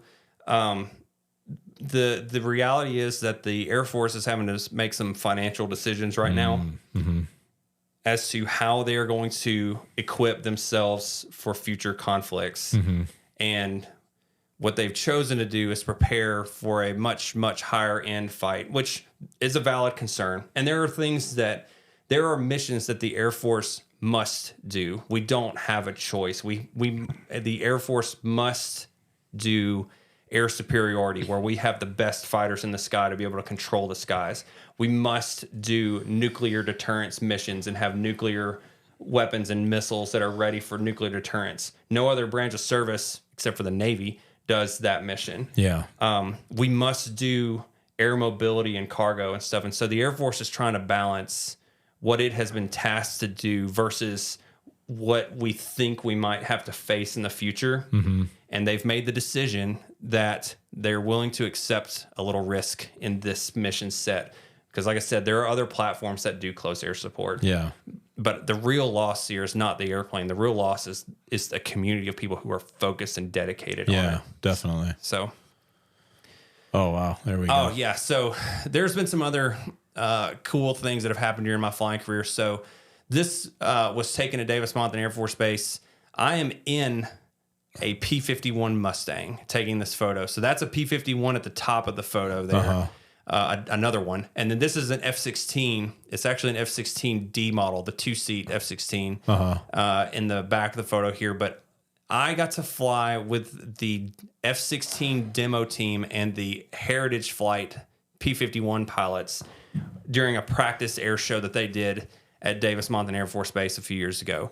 And because I was helping manage that event, they offered me a ride in the back of the P-51. So I'm sitting in the P-51 in the back in this tiny little space behind the pilot's seat with a parachute on, and I'm just having the time of my life because the P-51 was my dream aircraft as a child. It's just a beautiful airplane, and the F-16 is a pretty airplane too. But man, like the lines on the P-51 are perfect. Beautiful airplane with a beautiful story behind it, and then I finally got to fly in one, which was just incredible. And then to have that's Major Rain Waters is the pilot right there. He was the F-16 demo pilot at the time, and he's tucked into a close position behind us there. And there's actually another P-51 out front, I think, and the four of us are doing like little maneuvers and rolls and stuff like that. And it was a really cool experience. Did you ever get to ride in an F-16? No, I never did.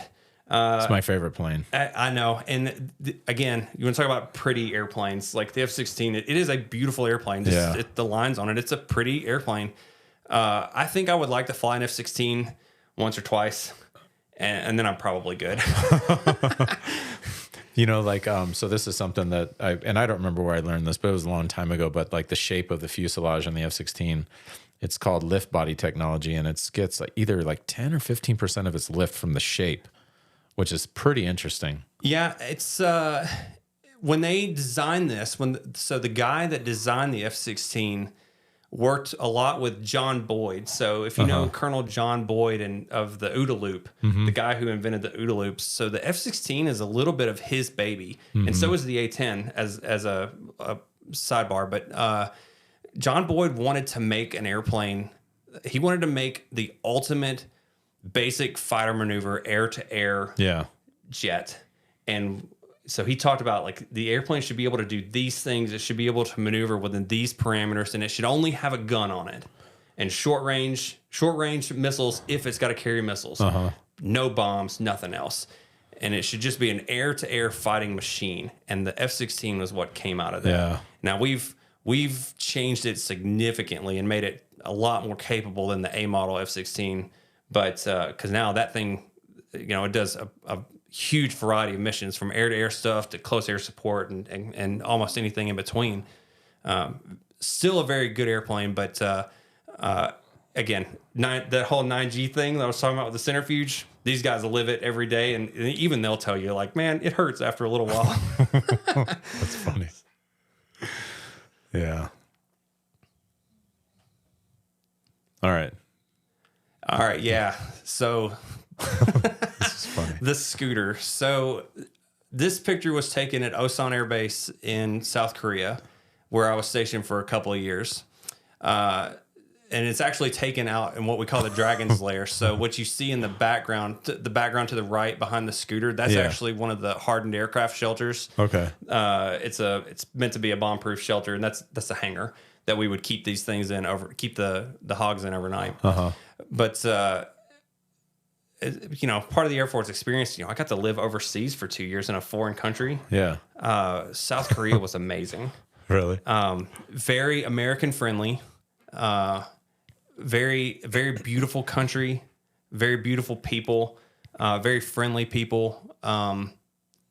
Some things in South Korea are kind of silly or goofy, and some of it's just South Korean and Asian culture in general. But one of the things about living in South Korea with the military is that when we moved over there, they would let me take a vehicle, but they would only let me take one vehicle. So I moved over there with my wife and my 1-year-old at the time, and we decided one vehicle was not sufficient. And the way that everyone else got around the one vehicle rule was you bought a scooter. And so all the pilots had their vehicle, had a car, and then they had a scooter to go along with it. And you had to get something like this, like a little Vespa type, I think this one was a Hyosung Prima rally scooter. I think it topped out at about 30 miles an hour, maybe. But the Air Force has special rules for motorcycle safety training and stuff like that. And if the engine is below a certain size, you manage to dodge some of those rules. And so everyone got 49cc scooters. And so if you can imagine 20 or 30 fighter pilots on a Friday, and we all want to go from the squadron building over to the officers club, everyone just runs out and gets on their scooter, and everyone went to the leather shop that was right outside the gate, and we had scooter cuts made. So we looked like a biker gang, and we called ourselves the Sons of Pilsung. Pilsung was our battle cry. It means victory assured in Korean. So we had, Sons of Anarchy had come out not long before that. So we were the Sons of Pilsung, and we had leather scooter cuts with nicknames and badges and patches and stuff all over them. And we thought we were really cool. We were really just a bunch of goofballs running around on a Friday afternoon. But man, it was fun getting a bunch of dudes out on their scooters and running around. But that was just part of the life of living in Korea. And I took this picture because I needed to sell that scooter. And I was like, what would sell that scooter? I know. Let me take that picture in front of a jet. And the parking lot is on the edge of the ramp over there. So I just turned around and rode out, and there was a jet sitting there, and I just parked for a second, hopped off, took this picture and drove away. And I sold that scooter in about 5 minutes. How much you sell it for? I had a deal going with a friend of mine who sold it. He sold it to me for $25 under the condition that I also sell it for $25. Just kind of a pay it forward thing. Yeah. So I sold it for $25, and that was it. And that was totally worth my money because I put some miles on that thing. Was it like $5 to fill that thing up, and you drive it for like a week or something? Yeah, something like that. Yeah. Man, that's insane. Yeah. That's so funny though. What a good story. All right. Well, Thanks for sharing those pictures, man. Those are like super cool pictures. Yeah. You know, you said something earlier, and you were talking about air superiority, and you seem like you're into history a lot. So I'm just going to like mention this, kind of like a side note, but there's a book called A $1 Billion Spy, and it's about this guy, Russian guy that was heavily involved in like the Russian technology with their airplanes and stuff like that. And he became basically a spy for the CIA. And you should look into that because one of the biggest reasons, a lot of other reasons, but a big reason that we've dominated the air for decades was because of that guy and the information that like was obtained through that like whole thing. And, you know, my wife works with a guy that was a handler for that guy. And that's how I know this. Really? Yeah. So here at DM, I should look that up because the information was just, the Air Force was actually heading one direction. And then when they obtained this information, they were like, oh my gosh, wait a minute, we're going this way now. And then we ended up with air superiority for all of these decades continuing because of that one guy. So that's a fascinating story. And there's so much of that. And I'm wondering now if that overlaps with another book. So I read a book a few years ago, and it's called Red Eagles.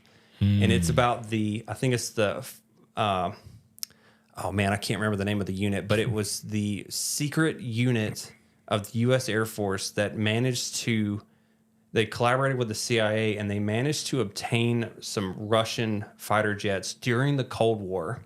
We either acquired them third party through other countries like Indonesia, or in some cases, I think we straight up stole some of them. I don't know how. I think there was one guy that actually defected and he landed it in like Japan or something like that. That's right. I can't We remember. had some defections. We got some airplanes from defections, but they took these Russian fighter jets, MiG-15s, MiG-17s, MiG-23s, and MiG-21s, and they took them to Tonopah Air Base in Nevada. Yeah. And officially, like, none of this existed. Yeah. And it was a very secret program at the time because we didn't want the Russians to know that we knew how their airplanes operated. But we dissected their airplanes, figured out how they worked. A lot of work by the intelligence community to help figure out what the Russians were capable of, and that fed into the development of the F-16 and the F-15, and ultimately the F-22. Those stories are fascinating to me, and there's a lot of history like that out here in the western half of the United States from those programs. But that's really cool to hear about. Yeah, and I'll have to look that one up. I've not heard of that one. So these are just a couple of random questions that I have. Like, when you're like, do you have your jet? Like, hey, this is Conway's jet. You know what I mean? Like, this is the A-10 that you fly. So not really. Okay. At the squadrons I've been at, I've always had a jet on the line that is, quote, my jet, and it has my name on it. And I keep in touch with the crew chief for that jet. Okay. Because the jet, all of the A-10s that are out there, and this is like this with any military jets, they are all essentially identical to each other. All the switches and all the electronics and all the stuff that's in them is identical. So you don't have to learn how to fly your jet. You learn how to fly one of them, and now you can fly any of them. Okay. And then when you go fly on a day-to-day basis, you just get whatever jet's maintenance has prepared for you. Okay. But the jets really belong to our maintainers. And this is the part, like, I know this podcast has been extremely flight and pilot centric, and that's fine. But what people don't see with the Air Force is the number of people behind the pilots that make all this happen. And a big chunk of those are maintainers. It takes hundreds of maintainers and logisticians to get all of the equipment and all of the things together in one place for one pilot to fly one sortie.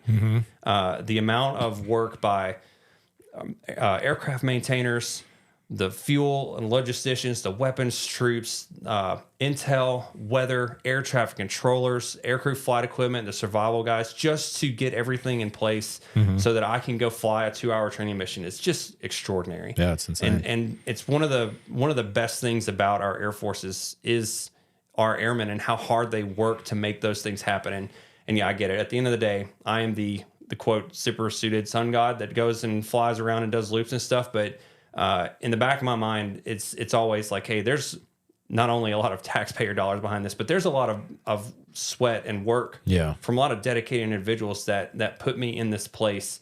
And so we're going to go train hard so that when the balloon goes up and when it's time to go to war, we can execute the missions. And the maintainers, they know it too. They know they work really hard to generate the jets. Yeah. Generate means maintain them and get them ready to fly. Yeah. They work really hard to prepare jets for us to fly. So, but they're also watching the health of the airplanes in the fleet. Mm-hmm. So the jet actually belongs, quote unquote, to the crew chief. Okay. No, so the crew chief is assigned to a specific tail number, a specific jet. And the crew chief's job is to make sure that jet is always prepared to fly. And then he either does the maintenance on it, he or she does maintenance on it themselves, or they coordinate with the other maintainers and the other sections of the aircraft maintenance office to make sure that the aircraft is kept to a flyable state. Yeah. And they manage it too, because they look at flight hours and they look at how long has it flown, how long has it been since it's been overhauled, how long has it been since it's been inspected. And so it may fly a couple of times this week, but then it comes out of the lineup for them to go perform maintenance on it, and then they'll put it back in. Or they'll get a jet that they know is about to have to go be inspected, and they're like, hey, let's fly it so that we can get it to inspection early, so that we can get it back from inspection early, so that we can then refit it and get it prepared to deploy. So, and that's all done by aircraft maintainers. And that's all. And most of our aircraft maintainers, I mean, there are maintenance officers that run that enterprise, and they're really high speed individuals. Sure. But a lot of them are senior NCOs and enlisted troops. And the crew chiefs are young 20, 23-year-old airmen that are out there turning wrenches and making things happen for us. And So yeah, the jet's got my name on the side, but it also has the crew chief's name. Yeah, and I keep in touch with the crew chief and be like, hey man, how's our tail doing? What can we do as the operations and the pilots to make it better for you guys? And how can we make this whole machine work better? Is there like a I just thinking as you were talking about maintainers and stuff like that, and the crew chief being responsible and having to know everything about the plane, it's like, is there like a limit? Like, hey, like when you go fly, like you shouldn't be pulling more than 5, and if you go up to 7 Gs, like so and so needs to know. Yep. You know what I mean? Yes. So the aircraft, the A-10 flight manual has all those limits in it, all those operations limits of how hot can the engine run, temperatures, how what's the oil pressure supposed to be, how many Gs can I pull, and then there's sometimes there's even more ops limits. For instance, the A-10 can carry a electronic combat jamming pod. Okay. So it's an electronic jammer that sits out on the wingtip underneath that last weapon station out there at the end. But it's this big long thing, and it weighs like 600 pounds. And the leverage of that thing sticking out there puts a lot of torque on the station. And because of that, the G limit on the jet goes down when you carry that thing. And you can't go over 5 Gs with this pod out there on the wingtip, or it won't damage the pod. It'll damage the bracket. The we call it the MAL 50 is the device that holds it to the wing. Yeah. And so if you go out there and you start dropping and shooting and you do this diving recovery, like typically we recover 4 to 5-ish Gs, but if you go over 5, you have to tell the dudes when you come back, and you call them on the way back to land. You say, hey, I'm RTB. I'll land in 10 minutes. I'm code 3, which means I broke the jet. Oh. I'm code 3 for over G of the target of the ECM pod or whatever. Wow. And when you land, they'll download the pod. They do a bunch of inspections. If they find damage, they fix it. So there's a whole process in place for the pilots to report to the maintainers, like, hey, the jet's in good working condition, or it needs a little bit of work on this piece, but otherwise it's still ready to fly, or it's, hey man, it's broke. And occasionally, the A-10s, they're old, and occasionally they have little problems to them. I flew one a couple of weeks ago that the cabin pressure would pulse. It would go up and down and up and down, and that's completely not normal. And when I landed, I called him and told the crew chief, like, hey guys, this is broken. It's really uncomfortable because every time it does that, it's making my ear, makes my ears pop. Oh yeah. And so they immediately, they're like, yep, we got it, sir. I think we know what's wrong with it. We did a little bit of tests with them. They wanted me to like run it on the ground to see if we could make it happen on the ground. I think they figured out the problem because it flew again the next day, and we haven't had it since. So Wow. they'll get in there and they figure out what's wrong with them and fix them up. What's your call sign? My call sign is Pabst, like Pabst Blue Ribbon. Oh, the okay. beer, yeah. But it doesn't have anything to do with the beverage. What's the story behind it? So there's a protocol to telling the story behind call signs. We don't just give that away. Okay. So I'm not going to give that one away to you right now. But it's an embarrassing story about me shooting on the range one night and making a big mistake. So it is not cool. I'll tell you that much. Really? Is it usually a not cool story that people get call signs for? Oh yeah, every time. Okay. So call signs are, it's a pilot cultural thing, and I think every fighter community does this, where we give nicknames to people, and you earn your nickname, but you usually earn it by doing something dumb. Okay. And so I'll give away a buddy of mine because he won't care. I've got a buddy that was flying one day in a cast scenario, and he was trying to confirm the distance between where the target was and where the friendlies were, because we have to know that for close air support. And so the guy on the ground is trying to tell him, hey, we're 4,000 meters south of the target. And my buddy comes back on the radio, is just like, do you mean 4 kilometers or 4,000 meters? And there's this pause, and the JTAC just comes back and says, yes. And funny. And so his nickname is Metric, for not being able to apply the metric system a good appropriately, So it's things like that. I was gonna ask you one more thing. I forgot it. I have 2 more questions. Call sign.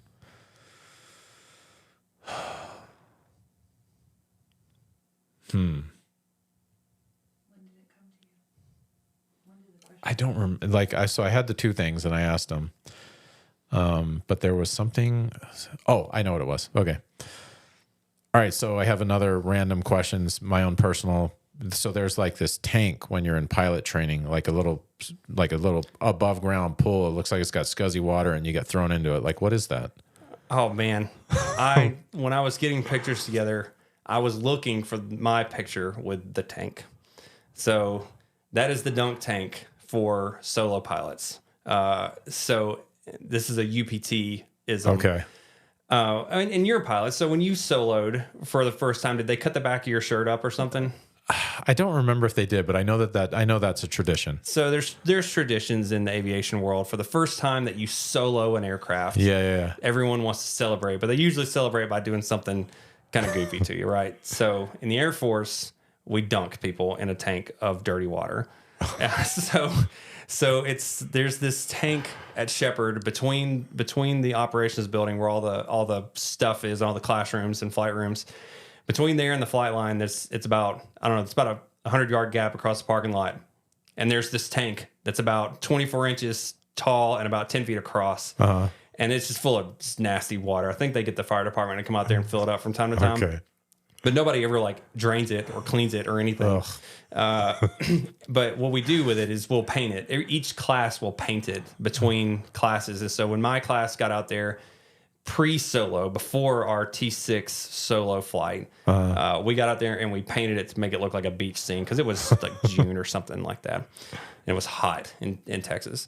So we painted it up and we put a grill out there and we put some lawn chairs and beach chairs and stuff. And it was our beach scene. Yeah. And then we all go out to fly. And so the game is, after you land from your solo flight and you park the jet, you get out and you try to get back into your flight room without being caught by your flight mates. If you make it, you win. What do you win? Nothing, really. But really, the goal is for the rest of your classmates to catch you on your way back to the flight room and then pick you up and throw you into the tank. Obviously, they take the flight gear off, so it's just you and your flight suit. Yeah. But my experience was, I landed from my solo, and I got out, and there was nobody there at first except for the maintainer, the guy who was about to refuel it. And so I'm looking around like, hey, I guess they missed the fact that I soloed today and I just landed. And I looked up at the building, and here they come. So now they start pouring out of the door. And there was a maintainer with one of those bread vans, utility vans behind me, and he knew what was going on. And he's like, hey, man, get in. So I run over and I get in the back of the bread van, and he drives away. As the dudes are running up to me, we drive off, and he yells back to me. He's like, "Hey man, I know what this game is about. So if you make it, you owe me a case of beer." And so he drove me all the way back around to the backside of the building, threw me out. I wander through the maintenance section of this building, which I've never been to before. I get lost. I finally find the door that goes back into our flight room section. And as I round the corner, like with 10 feet to go, there they are. They met me. And we collided in the hallway. All my classmates picked me up, yanked off my harness and G-suit and stuff, and hauled me outside and threw me in the tank. And my wife was there. She was watching this whole thing go down, and so she thought it was funny, hilarious. Man. But that's the tradition for Air Force pilot training and solos, is you get thrown in the tank. I always wondered what that was. Yeah. All right, so last question. Anybody that wants to be an Air Force pilot, what would your advice be to them? I think, so again, there's different phases of your life that you're in, and remember that the only way to eat an elephant is one bite at a time. And becoming a fighter pilot is definitely one of those kind of journeys where it's, like I said earlier, it's one step at a time. It's, graduate high school, get into college, get into the Air Force as an officer, then get to be a pilot, then get to be a fighter pilot. One step at a time. But the best way to set yourself up, I think, at any stage, first off, become a well-rounded individual. So that means be an academic person, but also be an athletic person. As kind of a side note, when they're looking at RTC and is looking at folks for scholarships and things like that, or the academy is looking for people to apply, they don't want the guy who's necessarily a 4.0 GPA valedictorian who never did anything else. Okay. They would rather take the 3.6, 3.7 GPA person who was also the president of an extracurricular club and was also on an athletic team and was also active in their community or was active in their church or so on and so forth. They want to see a person who's got a little bit of everything, and especially if it's leadership experience. So the junior RTC and the Civil Air Patrol type stuff lends itself towards this pretty well. Yeah. But I think being a well-rounded individual and giving yourself a little bit of exposure, not only to academics, but also the athletics, and then just interpersonal skills and learning how to be a team player, and realizing that when you get into UPT and when you get into a fighter squadron and stuff, it is very much still a team event. Even though you're in the airplane by yourself, you're still in a formation with others, and you're still using teamwork and leadership skills. And I think that's critical. And the other thing is just be determined and don't quit. Yeah. Again, I've had several instances of discouraging times and things that have happened to me in my career where I was like, man, I don't know if I'm going to be able to keep going, or I don't know if this is going to work out. But keeping your nose to the grindstone and working hard, and when things get tough, find that thing that motivated you to start with, and go back to it and remind yourself that it is worth it, and that the journey may be long and it may be difficult, but you got to stick with it. And because that's what people want to see. That's what makes good pilots into good pilots, is being somebody who is a go-getter and is determined to succeed. And that's especially true in the fighter pilot world. Is they need folks that are the type A, competitive, not arrogant, but confident. You got to be confident in your ability to do things and do things well, and that requires you to go out and make it happen yourself sometimes. So I think that's probably the biggest thing. It's a great time right now, man. If you want to be a fighter pilot in the Air Force, or a pilot in the Air Force in general right now, it's a good time. Like I said, the Air Force is having some retention issues. Family life changes things for folks. But I think a lot of it is people want to go and be an airline pilots, and they want to move into the civilian sector where there's a lot of money, and there's absolutely no shame in it. I've got plenty of friends who've done that. Sure. So if that's your goal, is to fly professionally one day, the military is a pretty darn good path to get there.